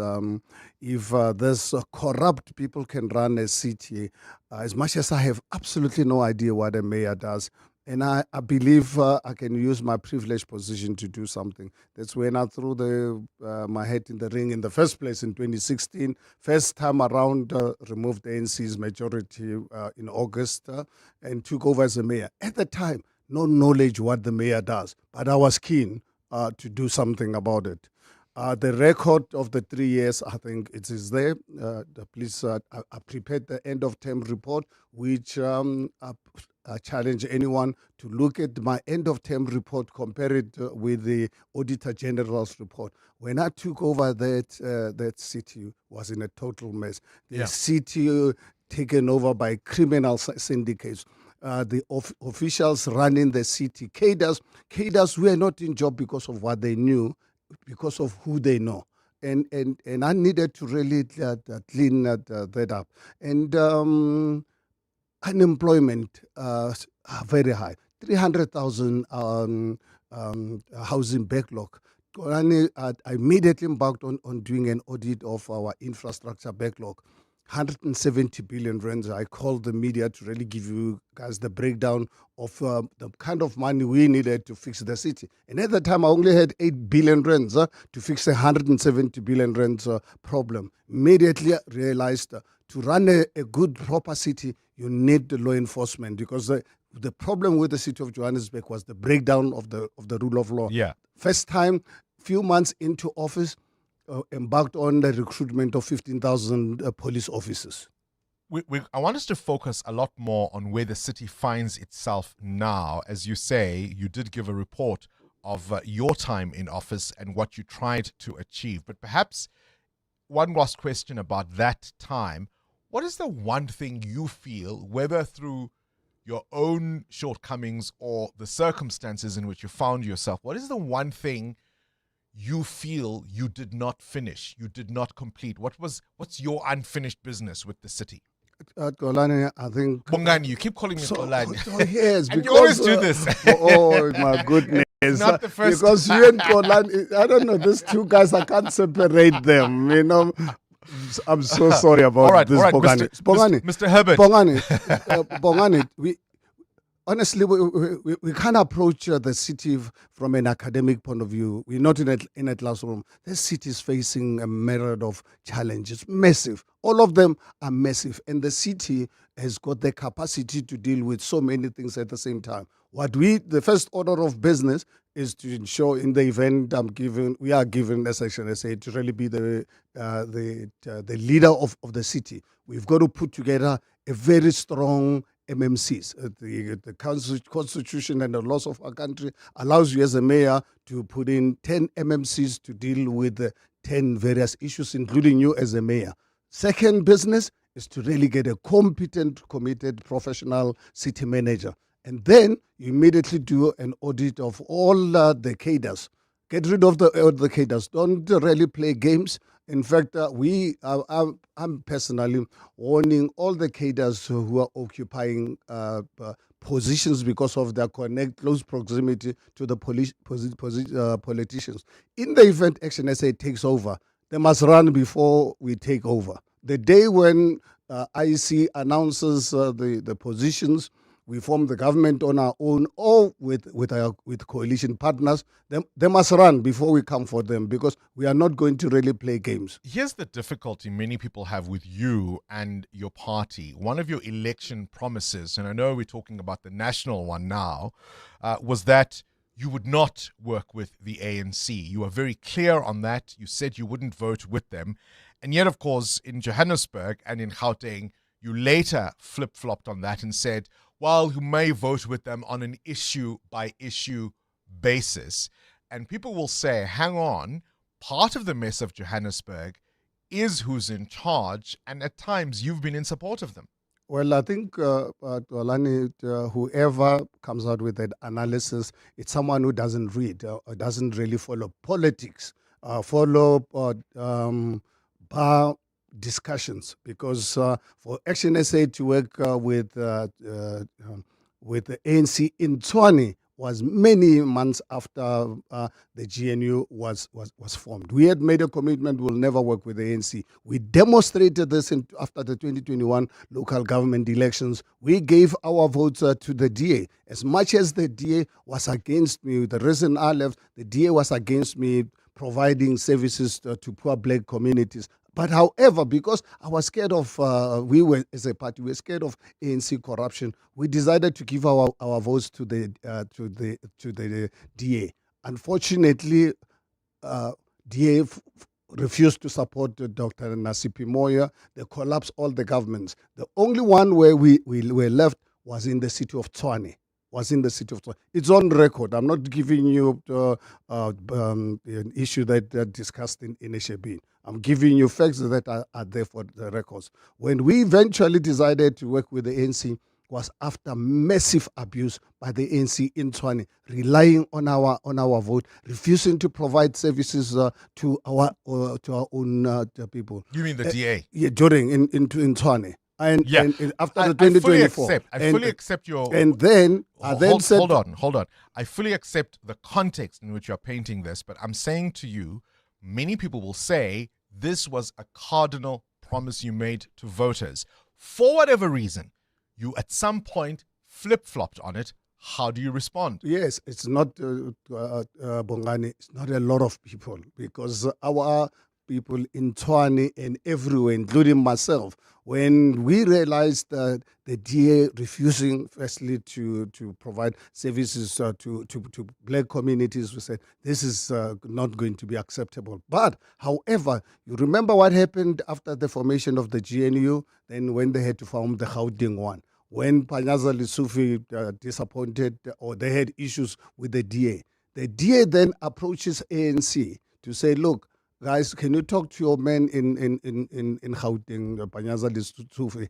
What we will do is we will work with you, even in the municipalities. We'll remove Action SA to work with you. Fortunate enough, Bongani, I wasn't born yesterday. These things come to my attention. Now, tell me, as a normal thinking human being, do I wait for the DA to come and remove me? Was the price. And I said, okay, if that is the case, these are the people I'm working with. Then I said, it isn't my nature. When I'm facing a threat, I'm telling you, Bongani, I kill it first. Okay, so you worked with the ANC because of that context. And let me tell you another important thing about Tshwane.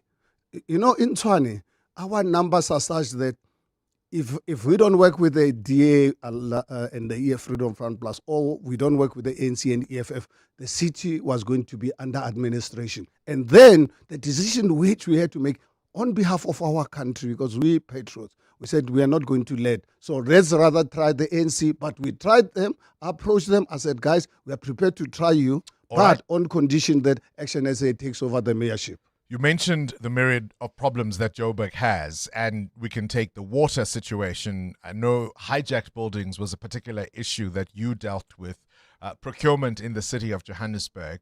What would your top 3 priorities be for the city of Johannesburg? Bongani, I can tell you also, I'm not a lecturer, a professor.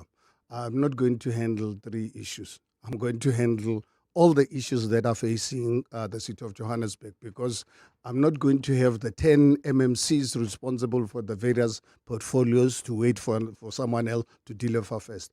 all of them, they must hit the ground running. As soon as they're given the budget, they're given the responsibility, they must hit the ground running. What we need to do, we need to really look at this issue of our infrastructure backlog. We need to really understand so that all the various departments, be it transport, be water, be electricity, all of them must hit the ground running. Finance, we must collect revenue, because without the collection of revenue, we won't be able to really serve our people. We must, Bongani, without any failure, we need to engage Home Affairs to please get rid of illegal and undocumented foreign nationals in our city. Because when we provide a budget from our residents to provide services to just over 6 million people, I don't want to end up having to provide the services to 8-9 million people of the world. So this is a matter that is totally unacceptable.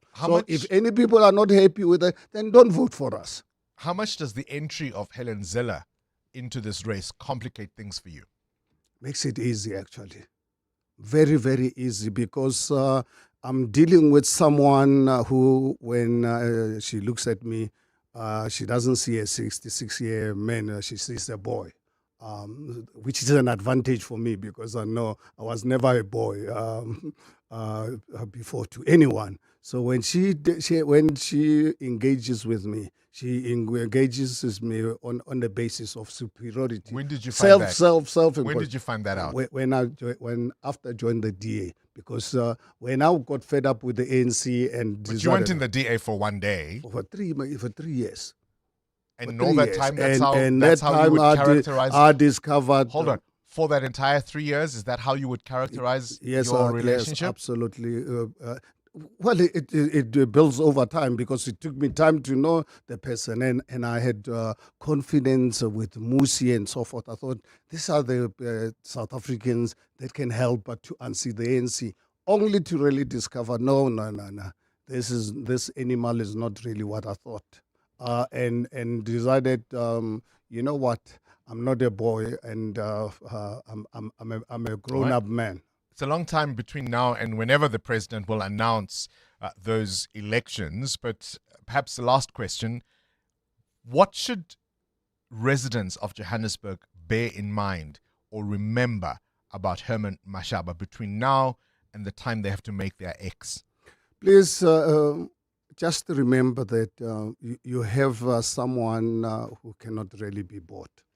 Someone who's in politics, not to really fill my stomach. I'm doing this job purely on a voluntary basis. Nobody pays me. I get paid by my family. My family puts in, we're the biggest funder of a political party, and my family doesn't expect anything from this relationship. My family does this because we love this country. We need a country that can work. So one thing for sure is that in the event that you choose Action SA, you choose a party that puts South African first. And we are not going to really change our stance on that basis. Be united, this country and this city is not going to be run by United Nations resolutions. We will run and respect the United Nations resolutions that serve the people of South Africa. If they don't, let them go and try those exercises somewhere else, not here in South Africa. Herman Mashaba, a man who cannot be bought, he says. EWN Business. Let's get now into business news. Ekurhuleni Explosives and chemical company AECI expecting earnings to rise. Yeah, business is booming for their mining explosives and chemical company AECI has forecast strong numbers for the year ending in December. The group expects headline earnings per share to rise by between 43 and 58%, driven by improved operational performances. AECI's mining segment was strong, rising over 15% despite an 8% decline in revenue, while its chemicals business saw revenue up as well, with the water business improving. The group says it now is going to be focusing on its core business, AECI Mining and AECI Chemicals. Markets, how are they looking?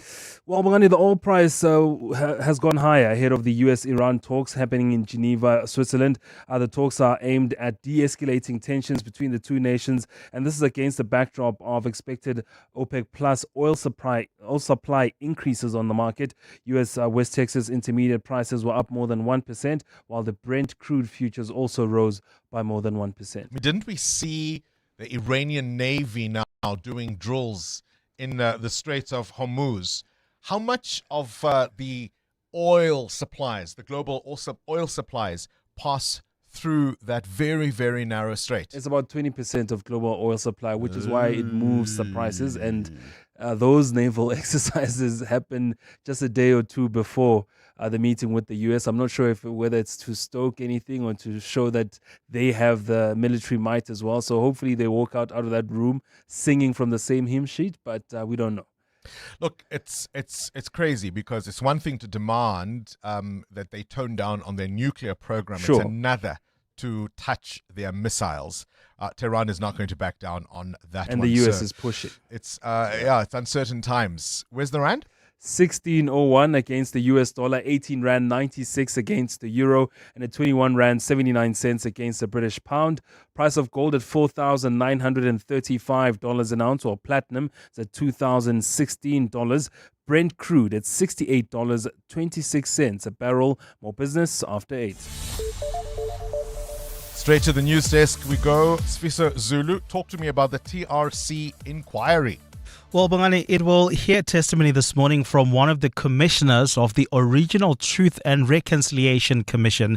The inquiry has started hearing testimony in the investigation into allegations of political interference in the probing of apartheid-era crimes. The commission is also investigating allegations of deliberate efforts to stop the prosecution of those crimes. Khomotso Modise reports. When the Truth and Reconciliation Commission handed over its final report to President Thabo Mbeki in 2003, it was the work of the NPA to prosecute those who were denied amnesty.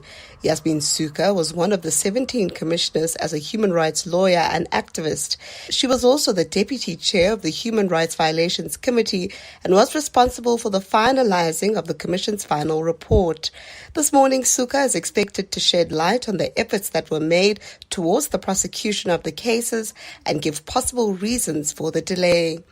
Khomotso Modise, Eyewitness News. The public has been urged to avoid areas under quarantine for foot and mouth disease. The call comes as the Western Cape recorded its first case of the disease on a dairy farm.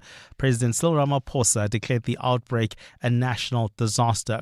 Milk South Africa CEO Mark Chums advises motorists and cyclists especially to avoid roadblocks controlling movement of cattle in the Western Cape. The virus can be transmitted on your clothes or on your vehicles. And the less people that move through these quarantined areas, the less chance there are of spreading the disease. He adds that while the vaccinations will not cure the infected animals, it will assist in stopping the spread of the virus. So we hope that vaccine will be arriving by this coming weekend. It should be here. The primary objective at this stage with vaccinating animals is to reduce production losses. The Cape Peninsula University of Technology says it's complying with updated funding rules as it responds to concerns over student accommodation. The institution has defended its process after hundreds of students gathered outside the venue of the State of the Nation last week, appealing to the president to step in over what they call a housing crisis. CPUT says accommodation support is subject to strict criteria, which is in line with new requirements from the National Student Financial Aid Scheme. Under the revised rules, students must pass at least 60% of their course load to qualify for housing funding. University spokesperson Lauren Kensley adds that many of the complaints relate to students who arrived late without approved housing or those who do not meet academic performance standards. Why are tens of thousands of students in our residences and placed? Because they are doing the appropriate applications on time and getting allocated their residence rooms. What we have is a situation where hundreds of applicants rock up at the gate and expect us to take those students out of beds and put them in there. And that is absolutely unacceptable, and we cannot. And Nigeria's defense ministry says about 100 US soldiers have arrived in the country as part of increased military cooperation to fight insecurity in the West African nation. The Nigerian defense ministry made the announcement yesterday without specifying when the US military trainers arrived or were due to arrive. Nigeria is facing a long-standing jihadist insurgency in the northeast, a conflict between farmers and herders in north-central regions, separatist violence in the southeast, and kidnappings for ransom in the northwest. US President Donald Trump has claimed that Christians in Nigeria are being persecuted and are victims of genocide perpetrated by terrorists. But Abuja and most independent experts say the violence in Nigeria indiscriminately affects both Christians and Muslims. A partly cloudy day in store for Gauteng. The temperatures are at lows of 11 and 12 degrees, peaking at highs between 23 and 25. And in the traffic, traveling in Tembisa, we've got roadworks taking place on the R21 North right near Olifantsfontein Road, causing delays. There's also queuing traffic reported in Kempton Park. This is along Modderfontein Road, approaching Zoefontein Road. And then, of course, we've got roadworks taking place on the N17 West. This is between Osborne Road and Rondabelt Road, causing delays. The top story this hour, the TRC Cases Inquiry will hear testimony this morning from one of the commissioners of the original Truth and Reconciliation Commission. Clement Manyathela. Weekday mornings, 9 to 12. 9 to 12. Help me understand this. How can Rand Water not have issues with their infrastructure, but Joburg Water mentions the issue of infrastructure as one of the challenges? Because you guys also work in hand together. Rand Water operates as a bulk supplier, but they operate at that side of the system in the value chain. And the Johannesburg Water is operating at the distribution side. We are affected by the context that affects the municipality. Remember, the shareholder of Johannesburg Water is the city of Johannesburg, because city of Johannesburg is the water service authority, while Johannesburg Water is the water service provider, but the authority lies with the city. Kukuletu Kuma, who is the operations manager for Joburg Water. Clement Manyathela. 9 to 12 on 702. Corporates That Care promotes and encourages corporate leaders and all citizens to walk the talk for a better South Africa. This Wednesday, we're speaking to Metropolitan's Chief Marketing Officer, Lindiwe Gumede, in conversation with us. And we do this on Wednesdays to highlight efforts of companies and brands dedicated to building our country. Corporates That Care is a Prime Media Cares initiative with 702 and Prime Media Outdoor. 702, let's walk the talk and together make a difference. Okay, truck 7, that has zero warning lights. Truck 8, it's just been serviced. I guess we're running like a well-oiled machine. Where would I be without My Way's comprehensive cover for my vans and trucks? Plus, cover for my customers' orders with goods and transit insurance. I guess we'll never know. Visit myway.co.za or dial 0860 64 64 64 and get a quote today. My Way is a licensed non-life insurer and FSP. T's, C's and standard rates apply. My Way. Live your way. Psst. Hey, no longer feeling like the man you used to be? The man who has inside jokes with complete strangers. The fact is, 95% of men with low testosterone go untreated. Vitamin High Performance Supplements for men helps recharge energy, regain lean muscle, and reload performance. Available at all good pharmacies and Vitalamin.co.za. Vitalamin. Don't get older. Get better. 702. WhatsApp Bongani on 072 702 1702. Herman Mashaba is speaking about one, there's a lot of great things happening there. Trust me, right? For somebody who grew up in Pretoria, Tani is in a constant state of decline, even under Dr. Motsepe. So, I don't know what Herman Mashaba is talking about. Good morning, Bongani. Talk is cheap. Ego and greed is a lethal combination. If people don't do their work, let them go. It is time now that law and order becomes the order of the day. Let's make it fashionable. We as law-abiding citizens, paying citizens, want service. You're not doing us any favors. You will have our support once we see results. It's as simple as that. We don't care who you work with. Let the work get done. we will be Big Brother watching you. So whoever is in charge, please do your work. Good morning, Bongani. I just want to share a short story. When Herman Mashaba was mayor a few years back, we had a power failure problem with the DB board's transformers in our area, and we were off without power for about a week. All our calls to the call center kept getting closed as resolved, and they weren't. So in desperation, my wife managed to find Herman Mashaba's email address, emailed him, told him the whole story, and within a day, he had arranged a portable generator for our whole street. And after that, every time there was a power failure, we always got a call from the call center asking, do we have power?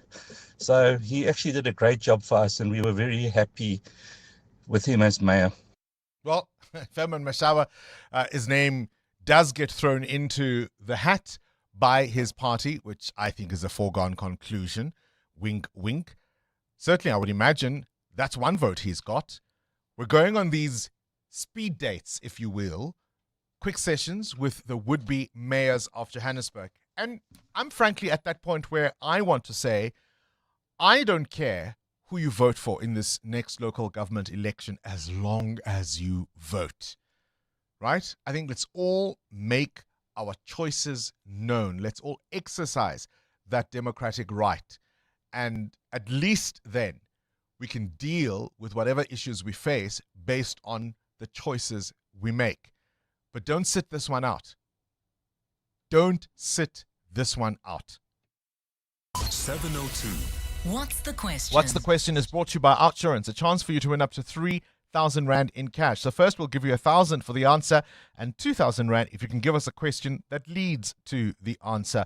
You always stand a better chance of being selected, of course, if you have SMS'd out to 45142 to save on your car insurance. And in fact, if you don't, you can ask Outsurance for 500 Rand. Today's answer comes from Ditupa in Centurion. Ditupa, what's today's answer, please? Good morning, Bongs. Today's answer is outcast. Outcast. That's a simple one. And tell me, Ditupa, have you got yourself a quote from Outsurance? Yes, I do. Your biscuit. 1,000 Rand is coming your way, all thanks to 702 and Outsurance. And keeping with Outsurance, if the answer is outcast, what's the question? Call us if you know on 011 883 0702. EWN Sport. It's all about T20s at the moment, is it not? Cindy Palisa, Yeah, good morning. absolutely. Good morning, Bongani. Let's start last night with the Proteas women beating Pakistan in a T20 series 2-1, even though they lost the third T20 by 53 runs. Chasing 145, the hosts were 91 all out in a match that had 7 runouts, uncharacteristic. Right. Batting coach Bakia Abrams on what went wrong. Yeah, I think all three departments really. Obviously, a bit disappointing from the bowlers' point of view. I think they sort of hit good areas and created opportunities. And unfortunately, we just weren't able to sort of hold on to them. We have those type of days, and I would have liked to have seen the batters obviously navigate their way a little bit better, but no lack of sort of effort and intent to want to try and win the game. So it's just one of those days. Proteas men are through to the Super 8s of the T20 World Cup along with England and Sri Lanka, who beat Australia by a massive 8 wickets. Australia is now on the verge of an early exit. They need Ireland to beat Zimbabwe today if they are to stay in the tournament. Aussie captain Mitchell Marsh. I think it's still technically possible. There's still a chance. Right now it's out of my control. It's out of our control, so we wait and see. What do you think? Zimbabwe versus... I mean, well, if they the need Zimbabweans Zimbabwe can beat they need the Australians... They need Zimbabwe to beat Ireland. They need Ireland to beat Zimbabwe today. And if Ireland wins, then they also need Sri Lanka to beat Zimbabwe on Saturday. So it's they're out. Well, if Ireland wins today, Sri Lanka's got a better chance of beating Zimbabwe than what Zimbabwe has of beating Sri Lanka, right? On the go, Canada elected to bat their 8th without loss after the opening over with New Zealand. Champions League playoffs tonight, the first of 2 legs. Juventus against Galatasaray. Dortmund hosts Atlanta. Defending champions PSG are away at Monaco, and Benfica battles Real Madrid. The 5th round of the FA Cup draw done last night. The All Premier League matchups. Manchester City against Newcastle. Liverpool got Wolves, and West Ham plays Brentford. The Springboks will play Australia in an extra test this year in Perth. It'll be in September as there's no rugby championship due to the greatest rivalry against the All Blacks. And at the Winter Olympics, curling has descended into controversy and chaos, with some calling for VAR. Canada beat Sweden, but Sweden accused a Canadian player of cheating by illegally touching the stone after releasing it. He swore at them, denied everything before video popped up online that looked suspicious. Officials have added extra referees who then spotted the same double touch foul involving other teams too. A double touch means if a player releases the handle and even slightly touches the stone again, it's removed. Curling and its double touch are now huge talking points at the Olympics. Pity we can't watch it. Cindy Polita, Eyewitness News Sport. In business, sustainability should share dividends with more than just shareholders. Let's make ROI include a return on integrity. Get financial solutions for environmental and social impact. With RMB, sustainability yields more than good intentions. Trees and Cs apply.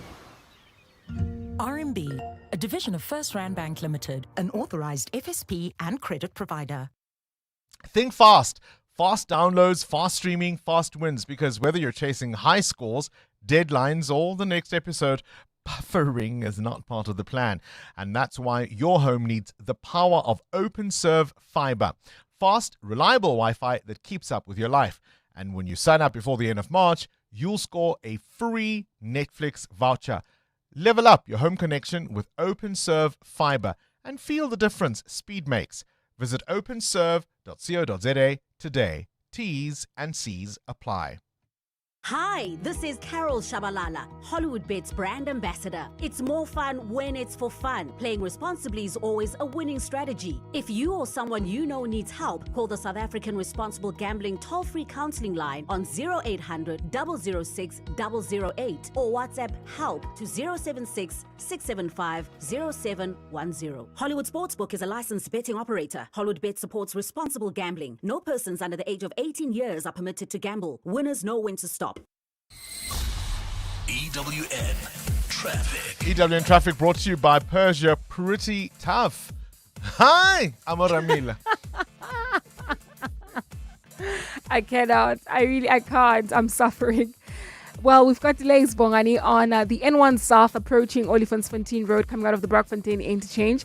And if you're traveling on Olifantsfontein Road, do expect heavier traffic volumes approaching the N1 exit. And then, of course, along the R55. This is as you make your way towards Olifantsfontein Road turnoff. So heavy delays around the Midrand area this morning. And speaking of heavy delays, we've got queuing traffic reported on the R21 North approaching Olifantsfontein Road. This is due to roadworks that are taking place along this route. Heading towards the city of Tshwane could be problematic.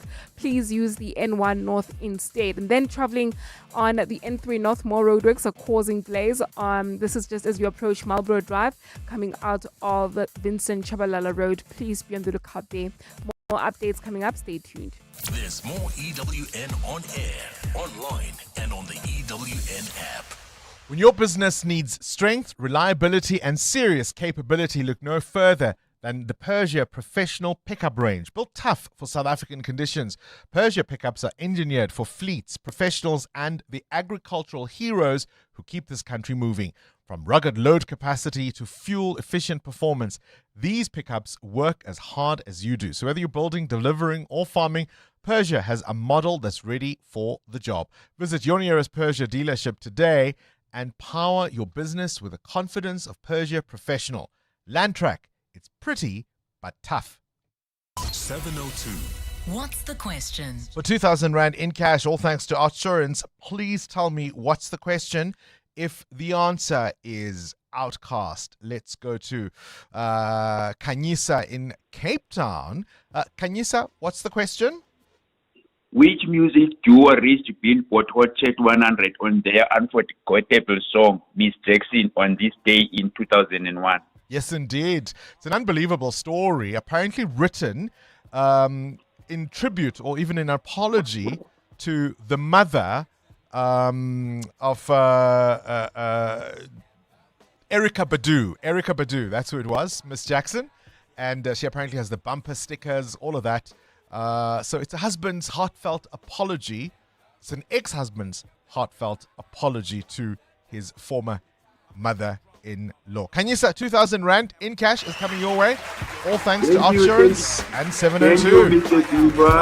I disconnect the cable and turn the lights out. And let her know her grandchild is a baby and not a paycheck. Private school, daycare, medical bills, I pay that. I love your mom and everything. See, I ain't the only one who lay down. She wanna rip you up, start a custody war. My lawyer, stay down. She never got a chance to hear my side of the story. We was divided. She had fish fries and cookouts for my child's birthday. I ain't invited, despite it. I show her the utmost respect when I fall through. All you do is defend that lady when I call you. Yeah. I'm sorry, Miss Jackson. Ooh, I am for real. Never meant to make your daughter cry. I apologize a trillion Andre 3000 there. I never meant to make your daughter cry. Sorry, Miss Jackson. I'm for real. Apparently, Erykah Badu's mother loves the song, has the bumper stickers. Her car license plate is Miss Jackson, so that everybody knows. Even if Erykah wasn't listening, she was, hey? Congratulations to Kanyisa in Cape Town. 2,000 Rand coming your way, all thanks to Outsurance. Now, with Outsurance, saving on your car insurance is sweeter than heart-shaped chocolates. 30-year-old Dinero saves an unbelievable 1,094 Rand on her 2025 Kia. Get a quote now, and if Outsurance can't save you money, ask them for 500 Rand or 1,500 Rand if you've been claim-free with the same insurer for 3 years. Why pay more when you could be saving? SMS out to 45142. That's out to 45142. Outsurance is a licensed insurer and FSP. Get the advantage this tax year end with Sage. No stress, no scrambling.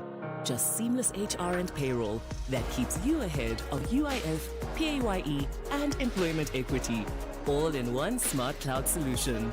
With automated compliance, real-time accuracy, and simplified HR and payroll. Give your business the tax year end advantage. That's Sage. Visit tax.sage.co.za today. From your pet's bowl to Belito, bro. or Barcelona, maybe Bordeaux, How about Brazil? or Butts, Betty's, Bavians, Bella Bella, or even Benoni. Buy any Hills pet food and you could win one of 10 holidays worth 200,000 Rand each. Or take the bucks. Scientifically proven formulas for your pet. An adventure for you. Hills Pet Nutrition. Science does more. T's and C's apply. The stage, the lights, the crowd, everything's perfect until suddenly someone slips on the dance floor. A speaker lands in the buffet. In an instant, your masterpiece is a mess. That's why Auto & General is there with Events Liability Insurance. We handle the unexpected so you don't have to. Plan the party, wow the guests, leave the rest to us. For more information on Events Liability Insurance, visit autogen.co.za. Auto & General, never not there. Auto & General is a licensed non-life insurer and FSP. T's and C's online. 702 702. What's gone viral? with Kabazela. Oh man, this is something. As soon as I saw this Kabazela, I thought, oh my gosh, I don't do this nearly enough. Watching TV with the whole family. Yeah, good morning, Billy. I don't think it's a thing these days. You know, like the whole family would get in front of the one television in the house and watch TV. I suppose youngsters these days are watching on their iPads or their phones in their rooms, and maybe mom or dad are sitting in the lounge, right? But this is a video that somebody posted on X, and the caption that the person used was, watching movies in an African household growing up used to be this hard. And it would always hit us by surprise. So there's the son sitting on the floor next to the couch, mom, dad, gogo, a couple of siblings. They're all gathered around and watching the TV. Now, the movie they're watching here is 50 Shades of Grey. I mean, that's equivalent of watching Basic Instinct back in our day, which, you know, it's just like, why would you watch that with your family? But anyway, they're watching 50 Shades of Grey, and one of those scenes come on, and then everybody just gets up. One looks at his coffee cup, and it's empty, and gets up and walks away, and everybody just disappears at the same time, right? So now people are coming forward, and they're talking about their stories and their experiences when you were gathered around and watching, and an inappropriate scene happened to come on the TV. So some people would say, "My mom used to shout, 'Switch off my TV and let's pray.' Another person would say, 'Oh, when it came on, I used to just pretend I was asleep. That was the way I did it.' Another person said, 'My father would be like, "Hambani niyolo lala." And so many of these comments of how people would handle it, or how awkward the family would feel when this came on, right? So I wanted to put this to our 702 family this morning and ask, when you were watching and you were gathered way back then as a family and something inappropriate came on the TV screen, what used to happen? Did the parents jump into action, grab the TV remote and do something? Or, what did you do? Did you get up and walk away? How did you handle those awkward moments when something came on the telly? All right, as you were growing up, The Bold and the Beautiful, was it Generations? Was it something even racier than that? How did you handle those awkward scenes watching television with your family? And is that something that you still do? Do let us know on 072 702 1702. I have two dogs, Kabazela, We know, yeah. Nick Fury, and Babushka. That's the one with the one eye, Yeah, right? Nick Fury is the one with the one eye, the Pekingese, and The one-eyed Babushka is the Pekingese. Yorkie. Yes. A dog's love is everything. It is. And each person will think their dog shows them love in a unique way. So this person has posted a video of this lady who talks about a couple of ways that she thinks dogs show love. So while you're listening to this, think about the way your dog shows love.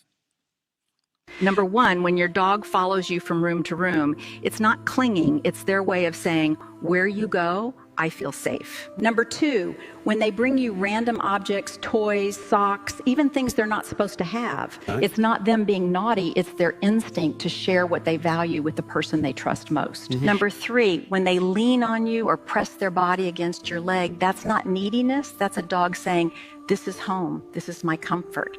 Number four, when they quietly sit nearby without asking for attention, people mistake it for independence, but it's actually their way of loving you peacefully without demanding a thing. Aww. Now, Babushka or Fury, how do they show you love? Babushka shows everybody love. Oh, yeah? Yeah, so Is she a licker? Is he a licker? He is a jumper, he's a licker, he's a follower. Nick Fury is very indifferent. He's the cool guy. You have to show him love before you can earn his. Right. He probably can't see that very well, so he's very cautious of who approaches Wow. him. Wow. But we love him. Well, I'm hurt. That's my puppy. Uskies. You'll see when you get home, and he'll show you some love. Don't worry.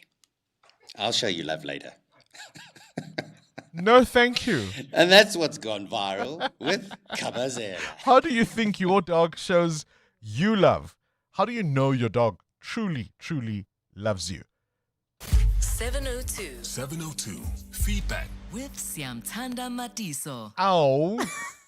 I mean, he kind of has a point now that I'm seeing it. I'm like, yeah, actually, during a Christmas party, Babushka was much friendlier than Nick Fury. But hey, listen, sorry, Nick Fury.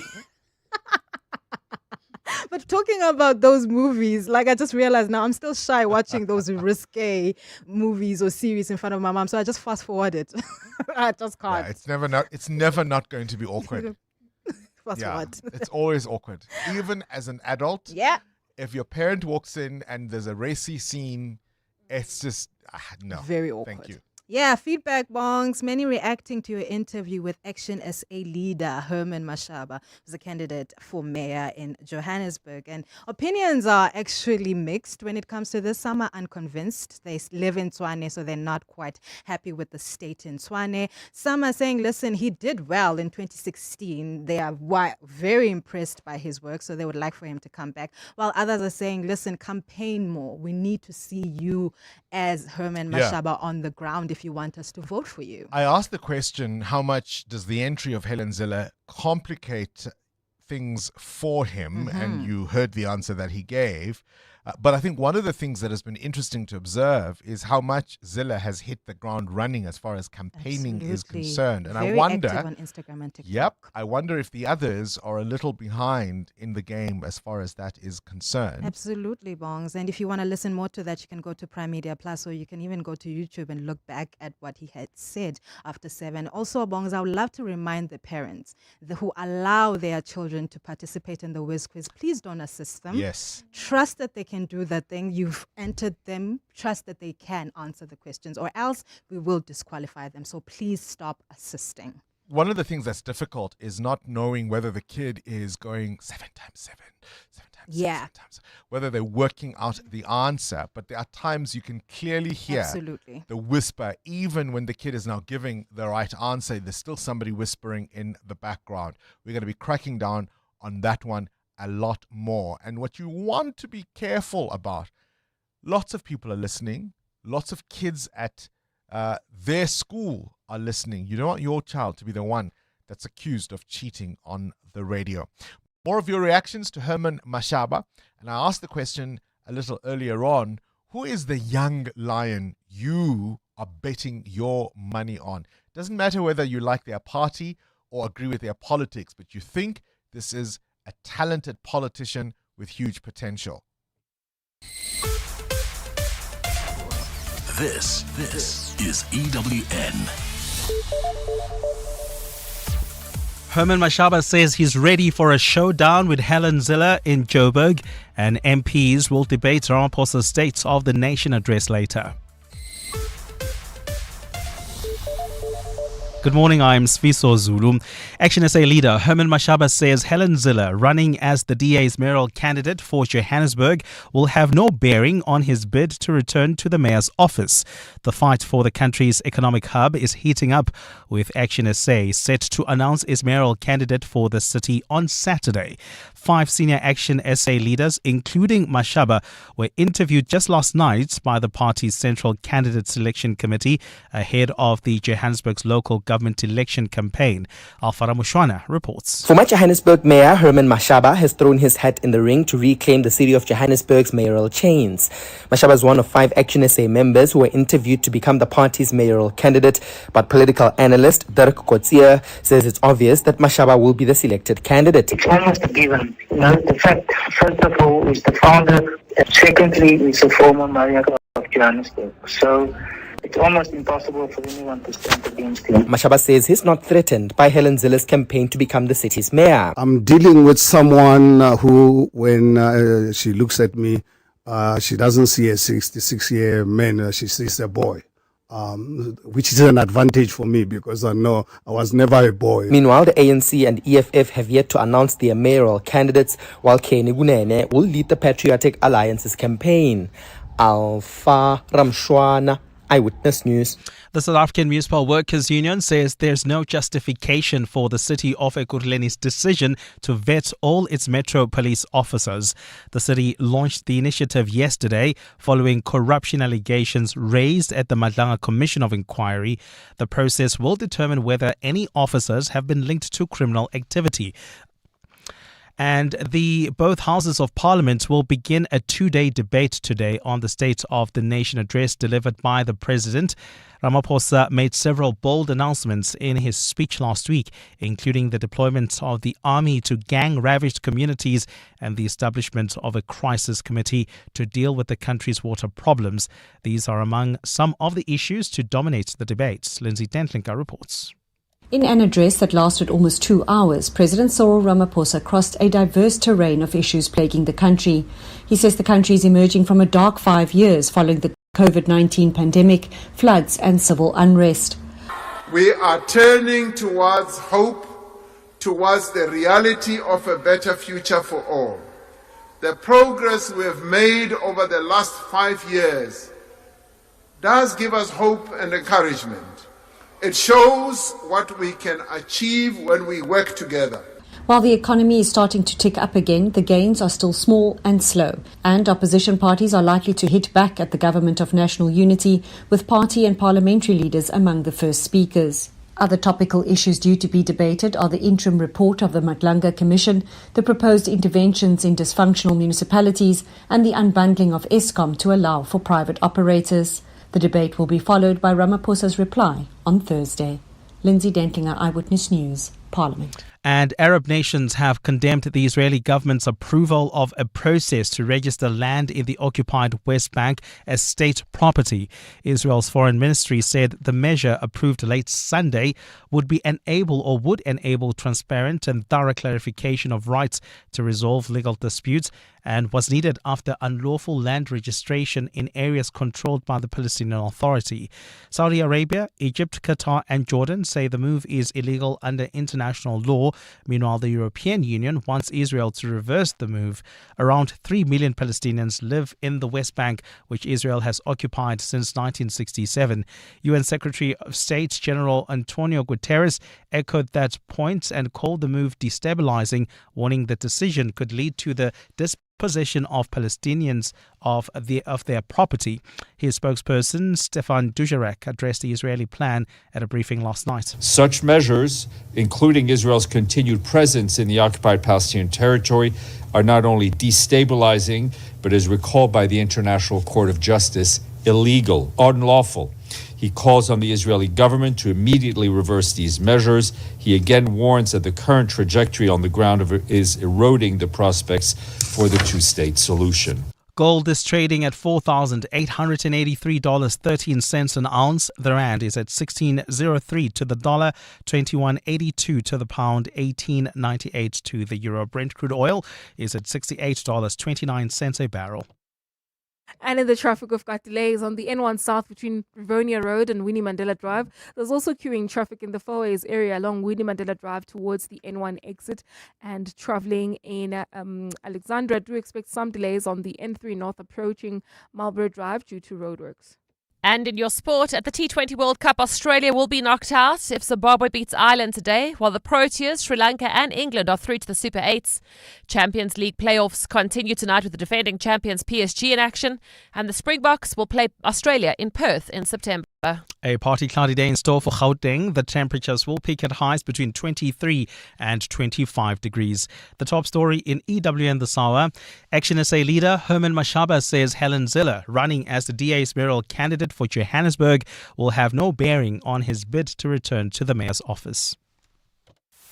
EWN, in touch, in tune and independent. For the latest, visit ewn.co.za or download the EWN app. Your brain's a well-oiled machine. Now put it to work in the brain of 702. Enter on primemediaplus.com. T's and C's apply. This is Breakfast with Bongani Bingwa on 702.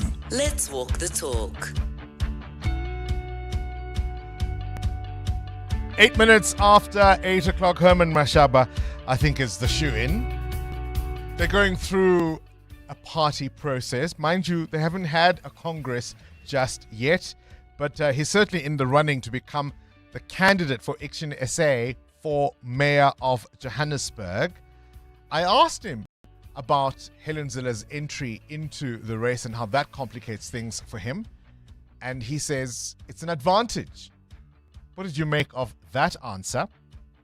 There's a raft of new political leaders emerging on our scene as many of the leaders we've come to know over the 30 years enter the twilight of their careers. Of the new crop, who's impressed you the most? Who's the one that you think, that one's going places? I may not like his politics, I may not agree with his perspective, but I see her potential, his or her potential. Who would that be for you? In the wake of this investigation into the former Ekurhuleni city manager and that 3.5 million rand splurge on a 3-day London shopping spree, has brought into question, what would you do given your annual salary and 3 days to spend it? What would you splurge it on? Let us know on 072-702-1702. And Kabazela wants to know, how do you handle those racy scenes when the parentals are around. This is Breakfast with Bongani Bingwa on 702. Let's walk the talk. Amo, doesn't matter how old you are, hey? There's certain things, certain scenes that are just too awkward to watch with the parentals around. Yeah, and some of them you don't really know that they're coming up, right? So what happens is I will just take a walk to the bathroom or pretend that I need to blow my nose or, cover my face. It becomes so awkward for everyone. But yeah, if I know that this is a racy movie, definitely not watching it if my mom is around, yeah. Even now, hey? Even now, yes. Mutewa, not a difficulty you've had in the No. past. Not at all. You've told us about, what was that series you used to watch? Was it Prison Break? No, it was Oz, man. Ah, yes. Back in the day. And I had no business watching Oz, but I had But you were warned. I had parental guidance. It was warning.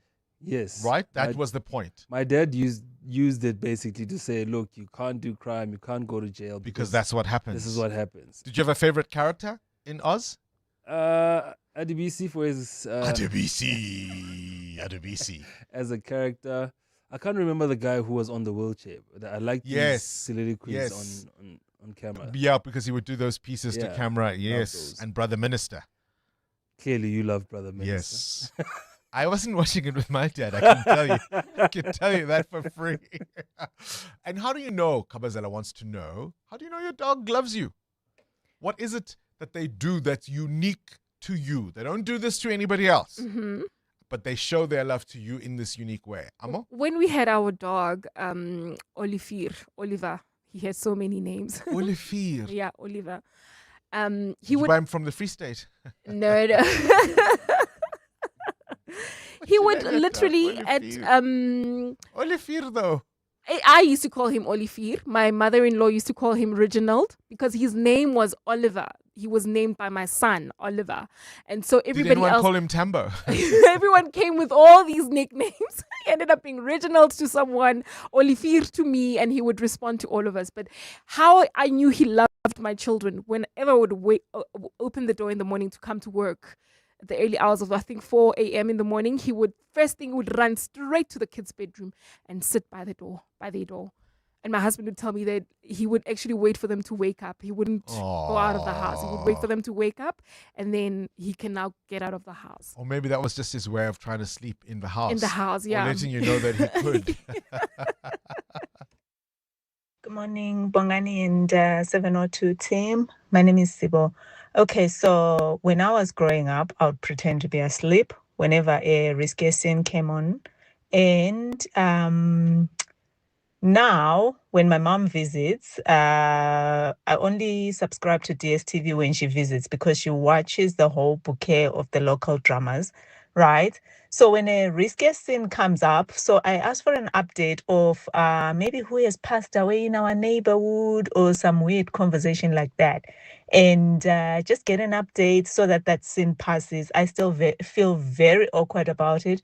And I am very old right now. I'm also 47 years old and my mom is in her 80s. So whenever that scene comes, I still feel uncomfortable. Thank you, guys. Amazing show. Have a fabulous day. I remember back then, me and my sister would play. So there's this game that we used to play in school called Ashubadu. And every time when there would be an appropriate scene playing on TV, then we'll just face each other and start playing this game, Ashubadu. Ashubadu, do, do, do. Ashubadu, do, do, do. Ashubadu, do, do, do. Sugar gives us energy. And today we always refer to those scenes as Shubadu scenes. The Ashubadu inappropriate scenes on television. So that's what we used to do in order just to divert attention from us looking at those inappropriate scenes and pretending to be playing this Ashubadu game. Now, if you're watching us on YouTube, you would have noticed that Mutewa and Amo know how to do the Ashubadu. How does it work, the Ashubadu? You do it with your hands, right? It's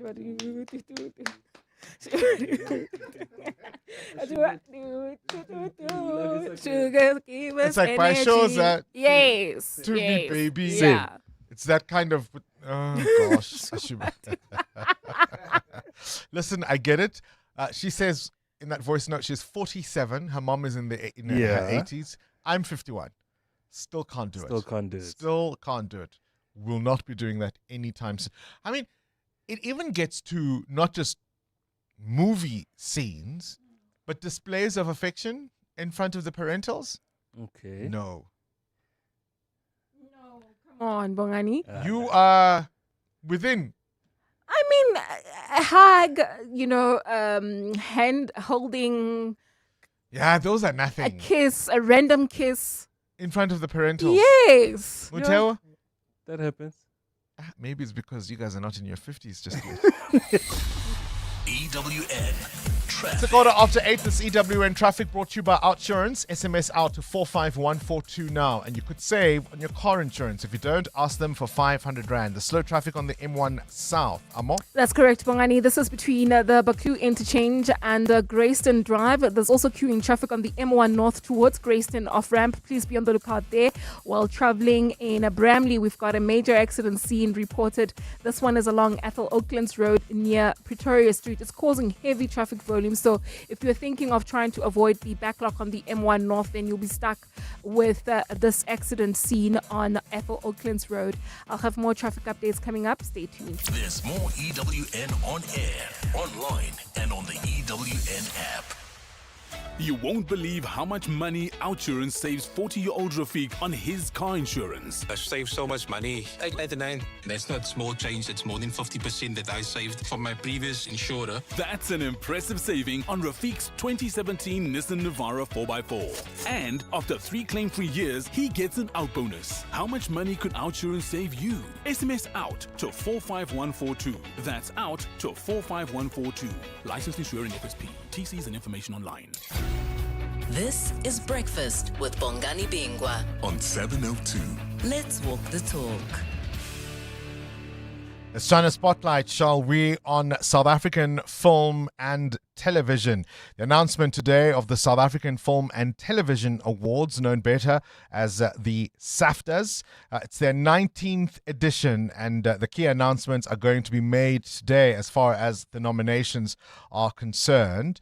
And of course, they were founded with support of the National Film and Video Foundation, and the idea is to celebrate storytellers, performers, and creatives who bring those stories to life on our local screens. We're joined now by the National Film and Video Foundation Acting CEO, Onke Dumeko. Onke, very good morning to you and welcome to 702 Breakfast. Good morning, Bongani, and to all the listeners. Thank you so much for having me. What does it mean to an artist, a creative in the film and television industry to own or to have won a SAFTA? Well, I think it's a big deal. It's the most prestigious awards in South Africa. I would argue on the continent. I think that SAFTAs have done a great job over what will soon be 19 years in March. They've done a great job of just acknowledging the good work that artists do in the film and the TV industry, and I think the results speak for themselves. We've seen some shifts over the years. The SABC not able to fund quite as much film and television as it once did in the past. And now we're hearing, of course, some changes afoot at MultiChoice after their acquisition by Canal+. How concerned are you about the impact of those shifts on the industry? So I think the industry throughout the world is challenged. There's obviously huge acquisitions at play internationally, and what you must always understand is that that has a ripple effect onto South Africa. I think the advantage of having an industry that's been challenged for quite some time is that you learn to adapt, you learn to figure it out within a context that is not necessarily what you see happening internationally. So, our award system, the amount that practitioners get paid, the extent to which the labor force is organized and unionized, all of those things are not necessarily as advanced as they are internationally. So when you have big changes happening, I think the knockoff effect internationally is much more of a shock than it is locally. I think locally, there's quite an interplay between the TV and the film industry. You'll find a lot of practitioners who are in the film industry are quite used to utilizing opportunities in TV to survive, and vice versa.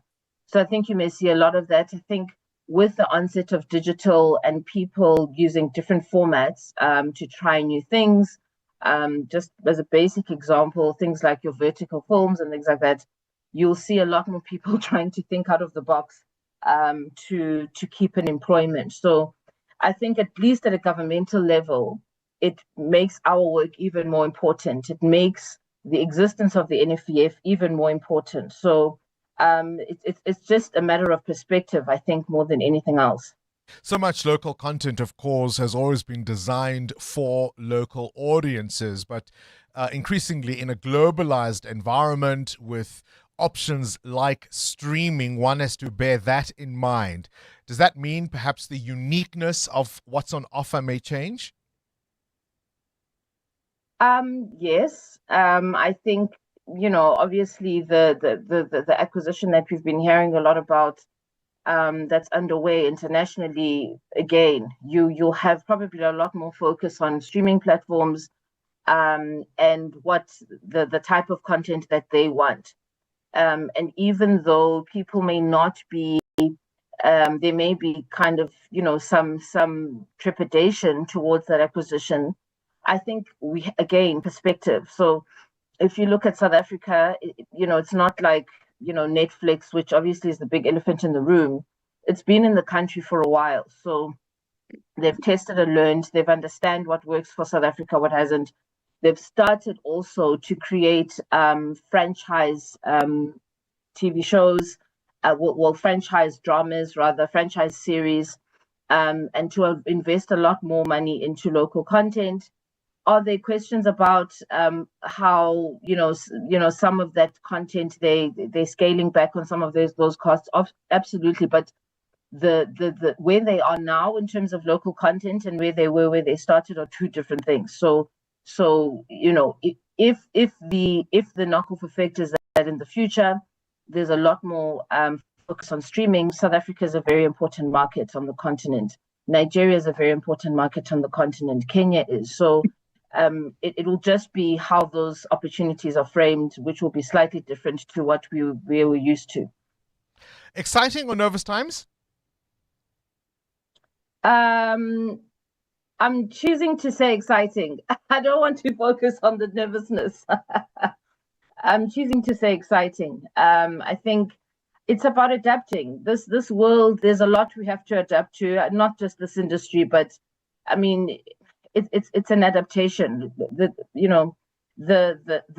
existence of streaming is just something we cannot ignore. Though I will say that I think in South Africa, we underestimate, I think, the extent to which so many of our consumers still are affected by the fact that data is expensive, right, for most South Africans. So if you have ready access to the internet, you can pretty much count yourself as a privileged individual, but your vast majority of South Africans are not. So your opportunities for content that is not necessarily available at streaming is still there. It's just a matter of how you capitalize on that. So I think then the extent to which we capture audiences, how we capture audiences, to some degree, it's going back to ways of old that actually brought people in cinematic type spaces to view content. Some of those things have fallen by the wayside, right? The announcements are coming today. The announcements are coming today. Yeah. A little whisper, perhaps, about some of the big front runners, the most nominations. So, look, I mean, I think the favorites are there. People just have to wait for, I think it's just less than an hour. The favorites are there. Just but a you little have whisper. some newcomers. No one will know. Hey, Anke? All I'll say is if anyone watches telenovelas religiously, some of the new ones that they've been watching, they'll see. So whether it's particular characters that are their favorites or the actual shows, they should be excited to see some of those, which is great. I'm expecting a few nods for Shaka Ilembe, hey? That's my favorite. No, well, you're not Shaka committing. Ilembe swept the floor. I mean, if you watch the SAFTAs and SAFTAs 18, you would have been very happy. Because Shaka Ilembe did the most there. All right, that's the first season, though. Onke Dumeko, I will not put you on the block any longer than I have. The acting CEO of the National Film and Video Foundation. 702, The World View. With Adam Gilchrist.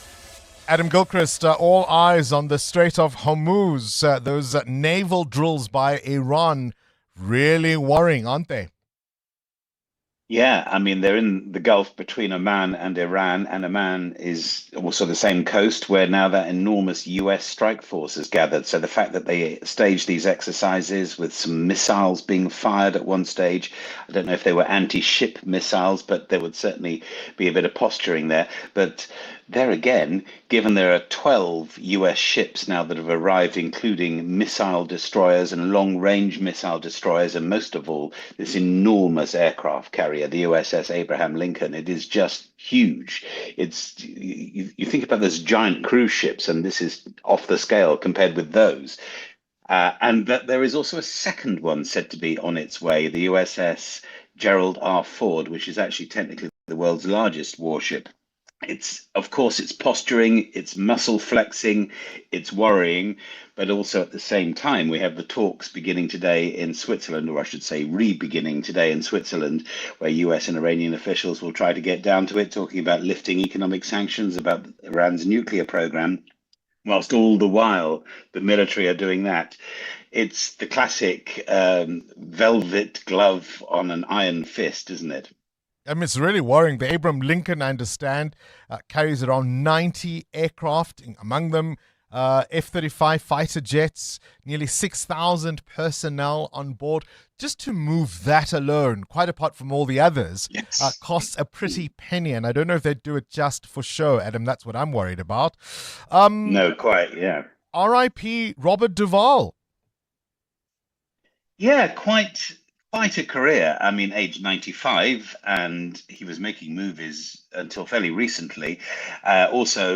He began relatively later in life. I think he was pushing 30 when he appeared in To Kill a Mockingbird, where he played Boo Radley, who of course spawned a band of the same name. But he was in a lot of movies, so sort of pick your favorite one. But he also had that very cerebral way of acting. He looked a bit like Gene Hackman. He looked like he was thinking when he was doing his part, and therefore, most famously perhaps as Tom Hagen in The Godfather and as Colonel Kilgore in Apocalypse Now, you can see, there's a sort of macho thing going on there, but there's also a clear brain going between the two ears, and therefore the thoughtful actor. He chose a lot of great parts. He liked a cowboy movie. He loved soccer, which is why he co-financed a film about Scottish football at one stage. And apparently, Robert Duvall's favorite thing in life was, if he wasn't watching a football match, was to be in Argentina sipping coffee in Buenos Aires in one of his favorite cafes. He was a fascinating man with all sorts of passions in life, and apparently was a great talker. I guess you sort of got that idea even from his movies. The smell of napalm in the morning. And very quickly, Adam, have you ever been mistaken for somebody else? No, not particularly, although my name sometimes fools people because they think I might be a famous Australian cricketer, and then they see me play and the mistake comes off. But in Australia, we've got this guy who has been, according to police, mistakenly kidnapped. Chris Badge-Sarian, aged 85, lives on his own, but family around and about in the suburbs of Sydney, and bundled into an SUV by a gang who don't seem to have sent a ransom note. So police, on the one hand, think that they've absolutely kidnapped the wrong guy, but also think maybe this is an example of something apparently prevalent in Australia, where criminal gangs are contracting out to smaller criminals who perhaps aren't quite up to speed. I'm thinking the Home Alone thieves, but maybe a bit less comical. Gilly with this morning's Worldview. EWN Business. Business news now with Mateo Kharipe. Stats SA to release an update on local jobs numbers. Yes, Stats SA will release the latest quarterly labour force survey for the fourth quarter of 2025. In the third quarter last year, South Africa's official unemployment rate fell to 31.9%, the lowest level in nearly a year, as 248,000 more people found work between July and September. We'll see if those numbers are rechecked, because at some point, some people have seasonal work and not permanent work. November 2025 data showed that the number of employed persons increased to 17.1 million, while the number of unemployed persons decreased by 360,000 to 8 million between the second and third quarters. We're talking about these Iranian drills with Adam Gilchrist a moment ago. All eyes on the Gulf.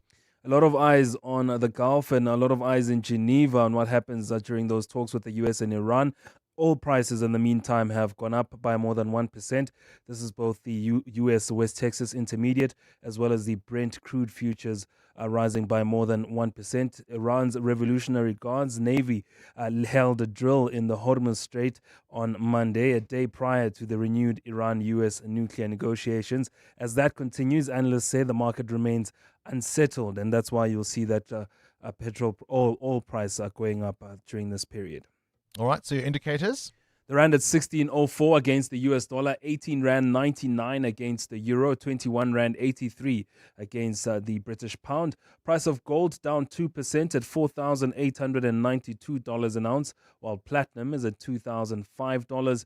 Brent crude closer to that $70 mark now ahead of those talks at $68.25 a barrel. There'll be more business with Stephen Grotes later this afternoon.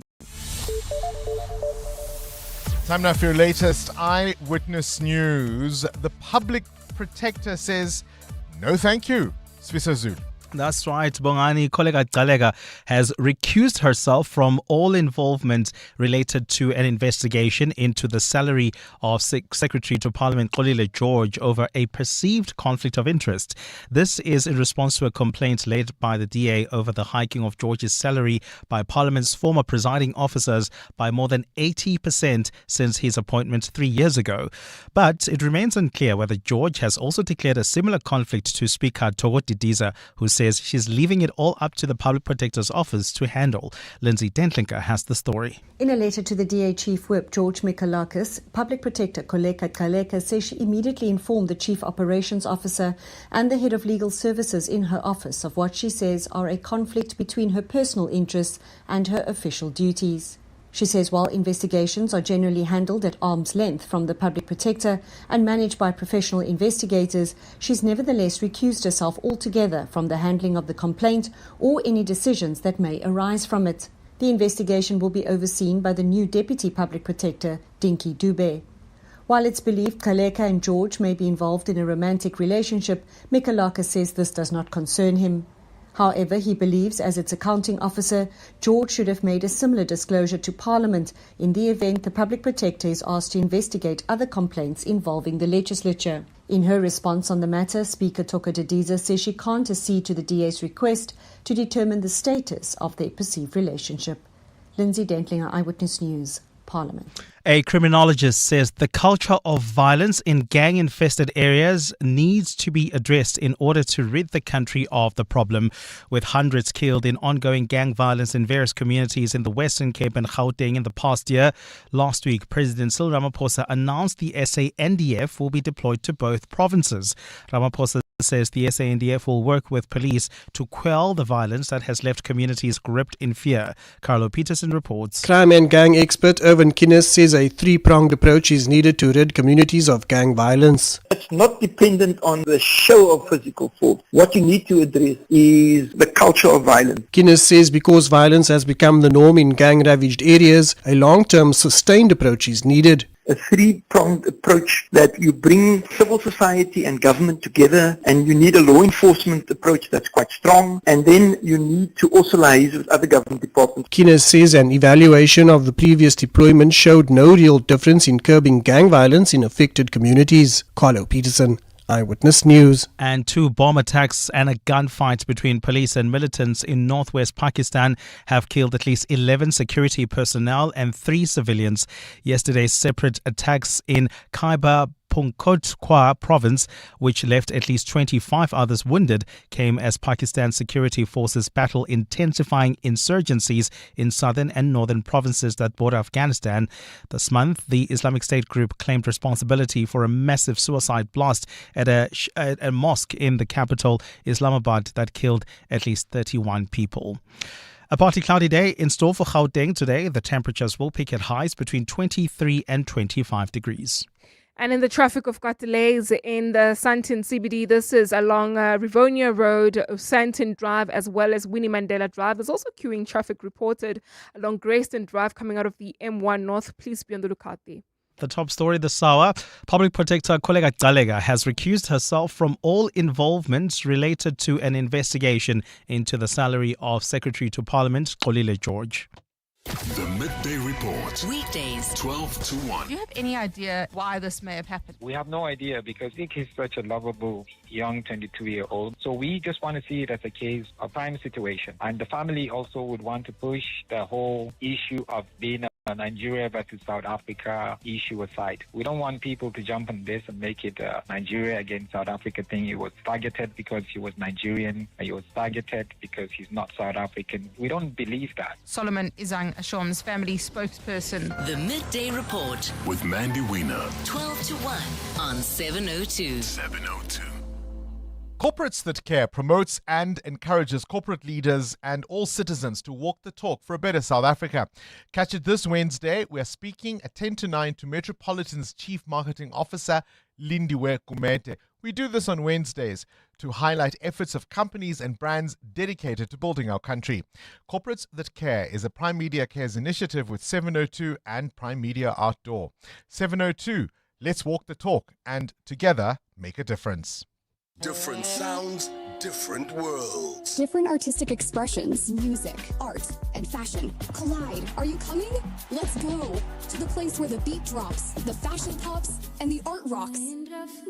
We're talking Focalistic, Dali Wonga, Mafigi Zolo, Kurt Darren, Matera Doughboy, Zoe Mujija, Claire Johnston from Mango Groove, the Tswani Gospel Choir, and more. Mahindra Fusion Fest, Saturday 7th March, Sunbet Arena. Tickets on Ticketmaster now. See you there. If a holiday is on your list this year, now's your chance. For 4 days only from the 19th to the 22nd of February, the Pop-Up Flight Center Travel Expo is unlocking limited time deals on holiday packages, cruises, tours, and more. Catch the expo at Sandton City Center Court or get the same offers at Flight Center stores nationwide. But hurry, once the expo ends, the deals do too. Flight Center, your center for travel. Buy any Hills pet food and you could win one of 10 holidays worth 200,000 Rand each. Or take the bucks. Scientifically proven formulas for your pet. An adventure for you. Hills Pet Nutrition. Science does more. T's and C's apply. 702. WhatsApp Bongani on 072 702 1702. My dog, when I come home, she comes running and to greet me. She's always loyal and she never lies, totally honest.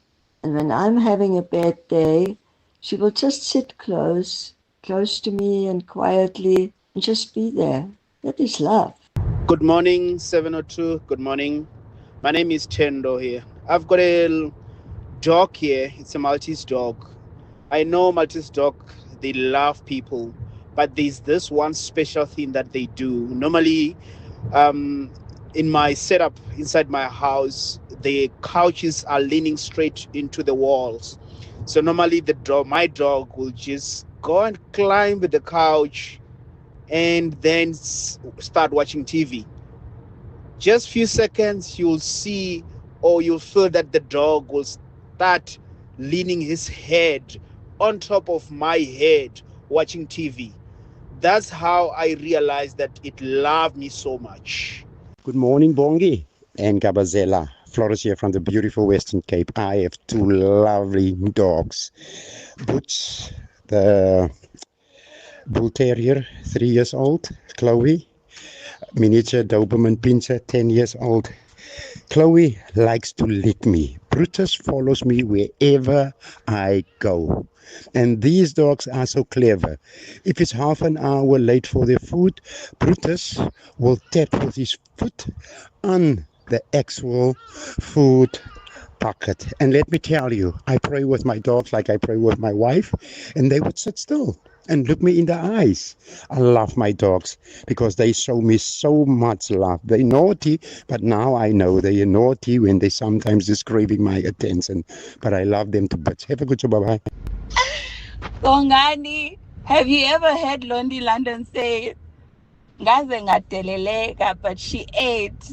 The disrespect was so real, but he ate. Kabazela ate. Hi, Bongani. Kabazela got you there. I mean, you always get him, so you gotta take it as much as you give it. I mean, Kabazela, okay, no, I'm on Bongani's side here. How do you make that joke about the poor dog now? No, he got you. He got you. Kabazela, just by the way, we do not make jokes about dogs or animals with a bit of disability. Come on now, but you. Sorry, Bongani. Sorry. As she laughs. If you had, in fact, you did say you are had. I'm had with you. As she laughs. Making fun of my one-eyed dog. Cindy, how do you know your dogs love you? What do they do that's unique to you? So I've got a dog, and I think he speaks English. And Oh, yes, you've told us this. Yes, and my family fat shames him, and I've told them to stop fat shaming him because he likes an extra biscuit. So if I'm typing on my keyboard, so at night or whatever, if I type in a certain way, he'll come and he'll check on me. He'll jump up on my lap, and it's only if I type like aggressively, if I start like really getting into something, and then I have to stop and I look at him and I go, "It's okay, boy. I know you're worried about me because I sound stressed right now, but I promise you I'm 100% fine." And then he licks me and he goes, Really? and then he'll go lie down and he'll sleep for a bit, and then I'll come back and I'll type a little, and then as soon as I type fast, he like gets up again. Oh, let me go check on her again, check if she's okay, tell her to calm down. Yeah, 9 times out of 10, he's right. I'm writing a very angry email. wow. I think they can sense it. And I've got another little dog who likes to watch cricket and tennis. So if it's on, she'll come around to the TV and she'll sit there for a little bit and she'll watch for a little bit. And then it's almost like she reads the score, and then she goes, okay, and then she lies down. And then something exciting happens, and she stops and she looks and she watches the replay, and then she lies down. Your other dog just wants to make sure you don't write an email you'll regret in the morning, hey? That's exactly what he's doing because he knows. He knows. EWN Sport. We always make the point about sport being unpredictable, but my goodness, this current T20 World Cup, and that's what makes it so exciting, right? I think we get our hopes up. So yesterday it would have been with Italy against England, where England were made to work hard for their win, right? 24 runs. And at one point you were like, geez, Italy's doing well here, bowling. And now on the go, you've got Canada against New Zealand. And Canada are looking good. They're 137 for 1 in the 17th over. So you're kind of going, they could do this, but then, you can't underestimate New Zealand's batters, etc., etc. I think one of the things that's changed is some of these smaller cricketing nations, as we used to refer to them, the minnows, have a lot of players from countries where cricket is a passion originally, right? However much the people have become naturalized and become citizens. I mean, if you look at the US team, for example, that is not a team to look down on. So a lot of these countries, and we do it locally, we send our kids off overseas if they can study abroad at varsity level, if they get accepted into a university for swimming, tennis, whatever it might be. So if your child can play rugby, or if your child can play cricket, and they get a scholarship to a really good American, New Zealand, Italian university, why wouldn't you take it if you get a bursary, right? So I think that's where a lot of these born elsewhere players come from. And this has been an interesting tournament. I mean, Zimbabwe beat Australia the other day, and Australia find themselves in a position now where they need Ireland to beat Zimbabwe today. Otherwise, Australia are going to be going out before the group stages. Unbelievable. Here's their captain, Mitchell Marsh. Disappointing to lose that game, but fair play to Sri Lanka. So the way they batted, they outplayed us, but the boys are hurting. Australia lost to Sri Lanka yesterday by 8 wickets with 2 overs to spare. While the Proteas are through to the Super 8s with Sri Lanka and England. Last night, the Proteas women lost to Pakistan by 53 runs in a 30-20. They still win the series 2-1. The team shifts their focus to the ODI series that starts Sunday. Champions League playoffs tonight, the first of 2 legs. Juventus against Galatasaray, Dortmund host Atlanta. Defending champions PSG are away at Monaco, and Benfica's battling Real Madrid. In the FA Cup 5th round draw done last night, the All Premier League matchups will be Newcastle against Manchester City. Wolves will face Liverpool, and West Ham got Brentford. While Arsenal avoided top opposition, they'll play Mansfield Town. Chelsea got Wrexham. And the Springboks have added an extra test to their calendar this year. They'll play Australia in Perth in September, as there's no rugby championship this year due to the greatest rivalry against the All Blacks. The Boks will also host England, Scotland and Wales in the Nations Championship. Cindy Paluta, Eyewitness News Sport. EWN Traffic. 8:45 on the nose. This EWN traffic brought to you by Outsurance. SMS out to 451442 now. You could save on your car insurance. If you don't, ask them for 500 Rand. Amo? Well, Bongani, heading towards the Pretoria CBD, we've got a major accident scene reported on the N14, Old Johannesburg Road. It is causing heavy delays coming out of Ufius Road. Please be on the lookout there and expect about a 20-minute hold-up. There's also queuing traffic on the N1 South between Linwood Road and the Flying Saucer Interchange. Peak time delays there. There's also peak time pressure along the M1 South between the Baklu Interchange and Corlett Drive. Please be on the lookout and continue driving with K. We'll have more traffic updates coming up at the top of the hour. Stay tuned. There's more EWN on air, online, and on the EWN app.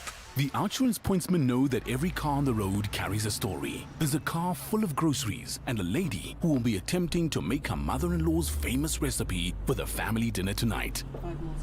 The Outsurance pointsmen know it's not just a car in traffic, it's butterflies and a potential bonding moment. Every story is different and every story matters. That's why the Outsurance pointsmen have been doing what they do since 2005, in proud partnership with 702. Outsurance is a licensed insurer and FSP. Think fast downloads, fast streamings, fast wins. Whether you're chasing high scores, deadlines, or the next episode, buffering is not part of the plan. And that's why your home needs the power of OpenServe Fiber. Fast, reliable Wi-Fi that keeps up with your life. And when you sign up before the end of March, you'll score a free Netflix voucher. Level up your home connection with OpenServe Fiber and feel the difference speed makes. So fast downloads, fast streaming, fast wins. Visit openserve.co.za today. T's and C's apply. Get the advantage this tax year end with Sage. No stress, no scrambling. Just seamless HR and payroll that keeps you ahead of UIF, PAYE, and employment equity. All in one smart cloud solution. With automated compliance, real-time accuracy, and simplified HR and payroll. Give your business the tax year end advantage. That's Sage. Visit tax.sage.co.za today. Andile here with more than just a horse betting ad. Bet on the horses at 10Bet and ride with a 20% free bet boost on your deposit. It's more than just a race. It's a 10Bet experience. Join now at 10bet.co.za. 10Bet is a licensed betting operator and supports responsible gambling. No person under the age of 18 shall be permitted to bet. Betting can be addictive. Winners know when to stop. South African Responsible Gambling Foundation toll-free counseling line is 0800 006 008 or WhatsApp help to 076 675 0710. Coming up on the Clement Manyathela Show on 702. 12 minutes before 9 o'clock, Clement Manyathela is up next on your radio between 9 and 12 and joins us in the studio now. A very good morning to you, Clement. Good morning. How are you doing? You've run your 20Ks? Say again? You've run your 20Ks yeah. this morning? Yeah. You're walking in as fresh as a daisy? Right. as Full fresh of energy, as a daisy, not full of tired energy. at all. Oh, what is that? How do you even We spell that? We didn't ask you off air if you were okay. No, you didn't. There was anything to worry about? There was nothing. Because you can still manage those runs, can you not? Exactly. What's on the show today? Do you know how long we have been waiting for the Phala Phala judgment from the Constitutional Court? It's been a few months. It's been longer than a few months. Yes. It's been a year and 3 months. It's been a few months. The longest time you would normally wait for a judgment from the Constitutional Court because of the backlogs, maybe push it to about 6, if you have to 8 months. We're sitting with a year and 3 months, and I'm wondering what the issue is. Either one, there are serious backlogs, or two, this judgment is going to have some really serious consequences. But that must never be really the concern of the Constitutional Court. Nope. So we're going to try and figure out what is going on there. So that's what we're going to be discussing on the 702 open line and at 10 o'clock as well. At 10:30, we're going to start a new feature on the show. We call it the Helpline. It's all about helping you with issues you ask us to help with. So producers normally get calls from people who are having issues with their retirement that's delayed, or UIF hasn't paid them, and they do that work behind the scenes. So the difference we're doing now is we're bringing those stories on air. So we're going to bring some of the stories and the people we've assisted at 10:30, because that helps other people who are facing similar situation to know how they can resolve it. And then at 11 o'clock, we do our World of Work feature. Today we're discussing the impact of having good colleagues like us, about Clement, in the workplace. How does that affect? Yeah. Sure.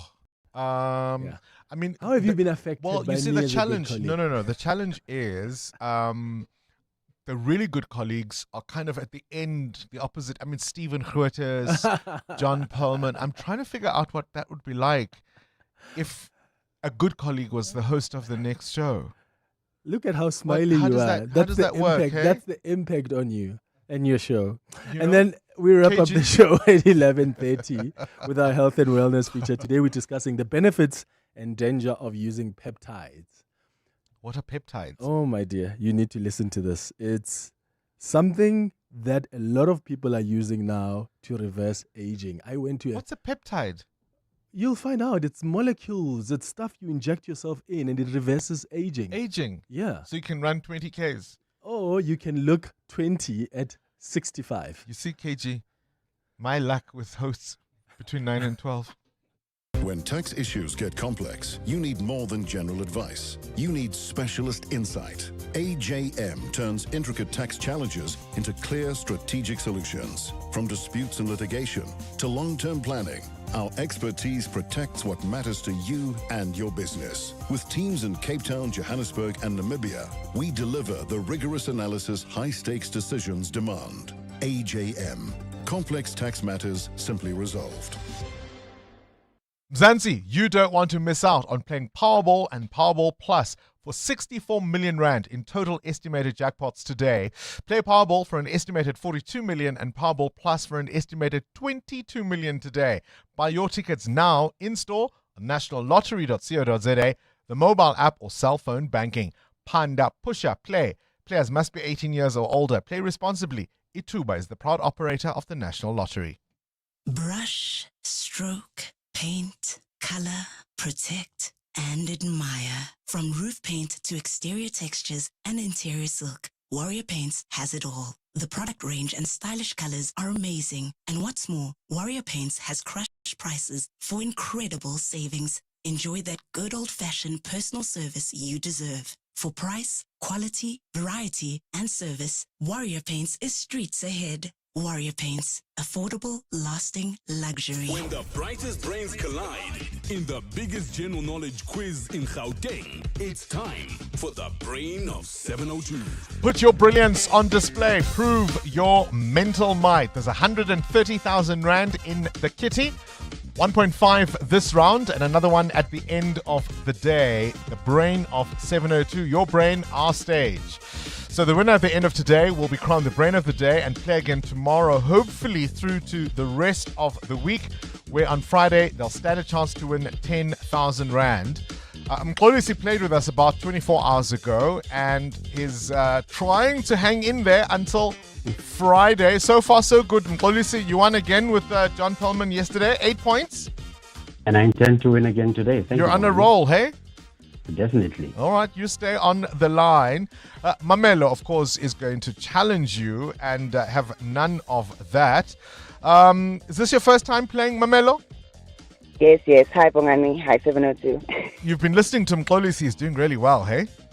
Yeah, I have been listening. I've been listening to all throughout, yes. Which category scares you the most? That would be geography and sport. Okay, well, good luck to you. Hopefully those are questions 14 and 15, hey? Crossing fingers, crossing fingers. Right at the end. All right, good luck to you both. You know how it works. I have 15 questions. You've got to give me the most correct answers in 60 seconds to be the winner. Mxolisi, your turn is going to be first. KG, start the clock. 3, 2, 1. Spell the word extinct. EXTINCT. Correct. From which quiz show is the line, is that your final answer? From Who Wants to Be a Millionaire. Correct. Give the past tense of seek. Sought. Correct. What is the name of South Africa's largest desert? Kalahari. Correct. What object is said to bring bad luck if it's broken? The mirror. Correct. True or false? Charles Darwin made his famous expedition on the HMS Beagle. True. Correct. On which continent is the country Guyana? It's in Africa. South America. Squab is a name given to the young of which bird? Duck. Pigeon. Which continent is regarded as the driest? Africa. Antarctica. True or false? Absinthe is a spirit-flavored anise. True would be the answer we were looking for there. True would be the answer we are looking for there. I'm tallying up the answers. 6 correct answers. 6 correct answers this round. So not quite your best yet, but stay on the line, Mxolisi. It can be a competitive score. Mamelo, 6 or better. Can you do it? Let's see. Let's see indeed. KG, start the clock. 3, 2, 1. Spell the word nurture. NURTURE. Correct. From which reality show is the line, the tribe has spoken? Survivor. Correct. Give the past tense of bleed. Bled. Correct. What is the name of South Africa's largest national park? Kruger. Correct. What object is said to bring bad luck if opened indoors? Pass. Umbrella.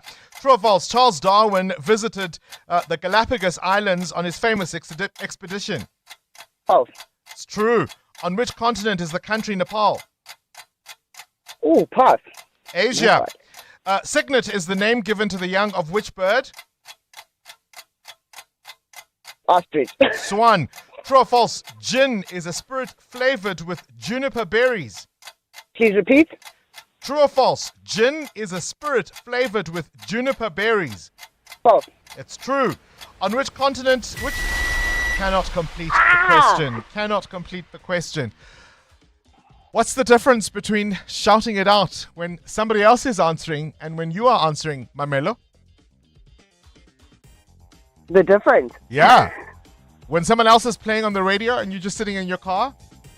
It's crazy. It's crazy, it's right? a roller coaster. It's crazy. Listen. Yeah, now I know. Well played, but hard luck to you. You got 4 correct answers. All right, thank well you. played. You really started well there. I thought, okay, we had a competition on our hands. Hard luck to you, Mamelo. Better luck next time. Mxolisi, you're still standing, my man. I was worried about my sound there. Yay, at the beginning. That was close. Yeah, I was panicking. At the beginning. Not to worry, you've got 1,500 Rand yet again. So you'll play with John Perlman this afternoon. And if you're still standing, after that, you'll be the brain of the confidence. Mxolisi, winning with 8 points there. He says, I'll see you tomorrow. You're with Bongani Bingwa. 702 weekday mornings, 6 to 9 a.m. Morning, Bongani. I do think that Herman Mashaba had his chance as Joburg mayor, and I don't think we've seen any proven track record from the time he was in charge. I'm not a fan of the DA personally, but I can tell you that I go to Cape Town quite often, and every year when I go back there, I do see the improvements that's on that side. I see it. So as a resident of Joburg, I'd like to see those improvements here. I wish that could be on this side. And I'm not a fan of Zilla or remarks or sometimes what she stands for, but I can definitely tell you that I've seen improvements in Cape Town that just doesn't happen in Joburg. It's almost the reverse here. While they go forward, we seem to be going backward. Good morning, Bongani. Great interview with Ntate Mashaba. Personally, I've never voted Action SA, but I think this year I'm leaning towards them. They sound better. I think they're the better devil, if I can put it that way. I stay in a predominantly DA area. Our ward is managed by DA. And what I've noticed is every time there's a pothole, there's a electricity outage, there's something, they will write this long message about how terrible the ANC-led municipalities are. It's so funny. It's really funny because they are in government together. So I'm realizing that they're just playing politics, and I'm not about that game. Who will improve your life? To me, it almost doesn't matter who you think it is, as long as you vote for them, whenever that day shall come. And it will. Believe me, it's 9 o'clock. This is EWN. Good morning, I am Sfiso Zulu. Action SA leader Herman Mashaba says Helen Zilla, running as the DA's the fight for the country's economic hub is heating up, with Action SA set to announce its mayoral candidate for the city on Saturday. 5 senior Action SA leaders, including Mashaba, were interviewed just last night by the party's Central Candidate Selection Committee ahead of the Johannesburg local government election campaign. Alfara Mushwana reports. Former Johannesburg Mayor Herman Mashaba has thrown his hat in the ring to reclaim the city of Johannesburg's mayoral chains. Mashaba is one of 5 Action SA members who were interviewed to become the party's mayoral candidate, but political analyst Dirk Kotzier says it's obvious that Mashaba will be the selected candidate. It's almost a given. The fact, first of all, is the founder, and secondly, is the former mayor of Johannesburg. So it's almost impossible for anyone to stand against him. Mashaba says he's not threatened by Helen Zilla's campaign to become the city's mayor. I'm dealing with someone who, when she looks at me, she doesn't see a 66-year man, she sees a boy. Which is an advantage for me because I know I was never a boy. Meanwhile, the ANC and EFF have yet to announce their mayoral candidates, while Kenny Gunene will lead the Patriotic Alliance's campaign. Alpha Ramshwana, Eyewitness News. The city of Ekurhuleni says it expects a report within 2 months from an independent forensic firm appointed to vet its metro cops. Following allegations of widespread corruption within the department, the city has moved to go through the process again and vet 3,000 officers. This comes in addition to President Cyril Ramaphosa's announcement during his State of the Nation address that the State Security Agency will also conduct vetting across metro police departments. City Manager Kagiso Lerutla says the move is a step in the right direction. There is an accountability. We have invited media. We're not doing this thing somewhere in the corner hiding this. So there is a proper accountability, and the time frames we have communicated to yourself that we have 2 months to conclude this process. Upon conclusion, we have indicated the report will be presented to the executive mayor because it's the one that is overseeing the administration. The TRC Cases Inquiry will hear testimony this morning from one of the commissioners of the original Truth and Reconciliation Commission. The inquiry has started hearing testimony in the probe into allegations of political interference in the investigations of apartheid-era crimes. The commission is also investigating allegations of deliberate efforts to stop the prosecution of those crimes. Khomotso Modise takes a look. When the Truth and Reconciliation Commission handed over its final report to President President Thabo Mbeki in 2003, it was the work of the NPA to prosecute those who were denied amnesty. Yasmin Suka was one of the 17 commissioners as a human rights lawyer and activist. She was also the deputy chair of the Human Rights Violations Committee and was responsible for the finalizing of the commission's final report. This morning, Suka is expected to shed light on the efforts that were made towards the prosecution of the cases and give possible reasons for the delay. Eyewitness News. And Iran's Islamic Revolutionary Guard Corps is continuing with a series of military exercises in the Strait of Hormuz ahead of talks with the United States. Iran says the war games aim to prepare the guards for potential security and military threats in the strait after Washington deployed a large naval force to the area. Iranian politicians have repeatedly threatened to block the strait, especially during times of heightened tensions, but it has never been closed. The drills were taking place from yesterday as Tehran and Washington prepared for a new round of talks in Geneva today, mediated by Oman. It also comes at a time of heavy U.S. military deployment in the region. U.S. Secretary of State Marco Rubio says they anticipate that talks will be complicated. We're dealing with people who make geopolitical decisions on the basis of pure theology, and it's a complicated thing. I mean, no one's ever been able to do a successful deal with Iran, but we're going to try. Steve Witkoff and Jared Kushner will be traveling. I think they're traveling right now to have important meetings, and we'll see how that turns out. Gold is trading at $4,883.13 an ounce. The rand is at 16.03 to the dollar, 21.82 to the pound, 18.98 to the euro. Brent crude oil is at $68.29 a barrel. And in the traffic, we've got delays on the M1 South. This is between Marlborough Drive and Corlett Drive. There's also queuing traffic reported on the inner city areas at Parkmore, Sandton, as well as Marlborough. Marlborough Drive is backed up. Sandton Drive along with Greyston Drive. This is due to peak time delays. Please be on the lookout there. A partly cloudy day in store for Gauteng. The temperatures will peak at highs between 23 and 25 degrees. The top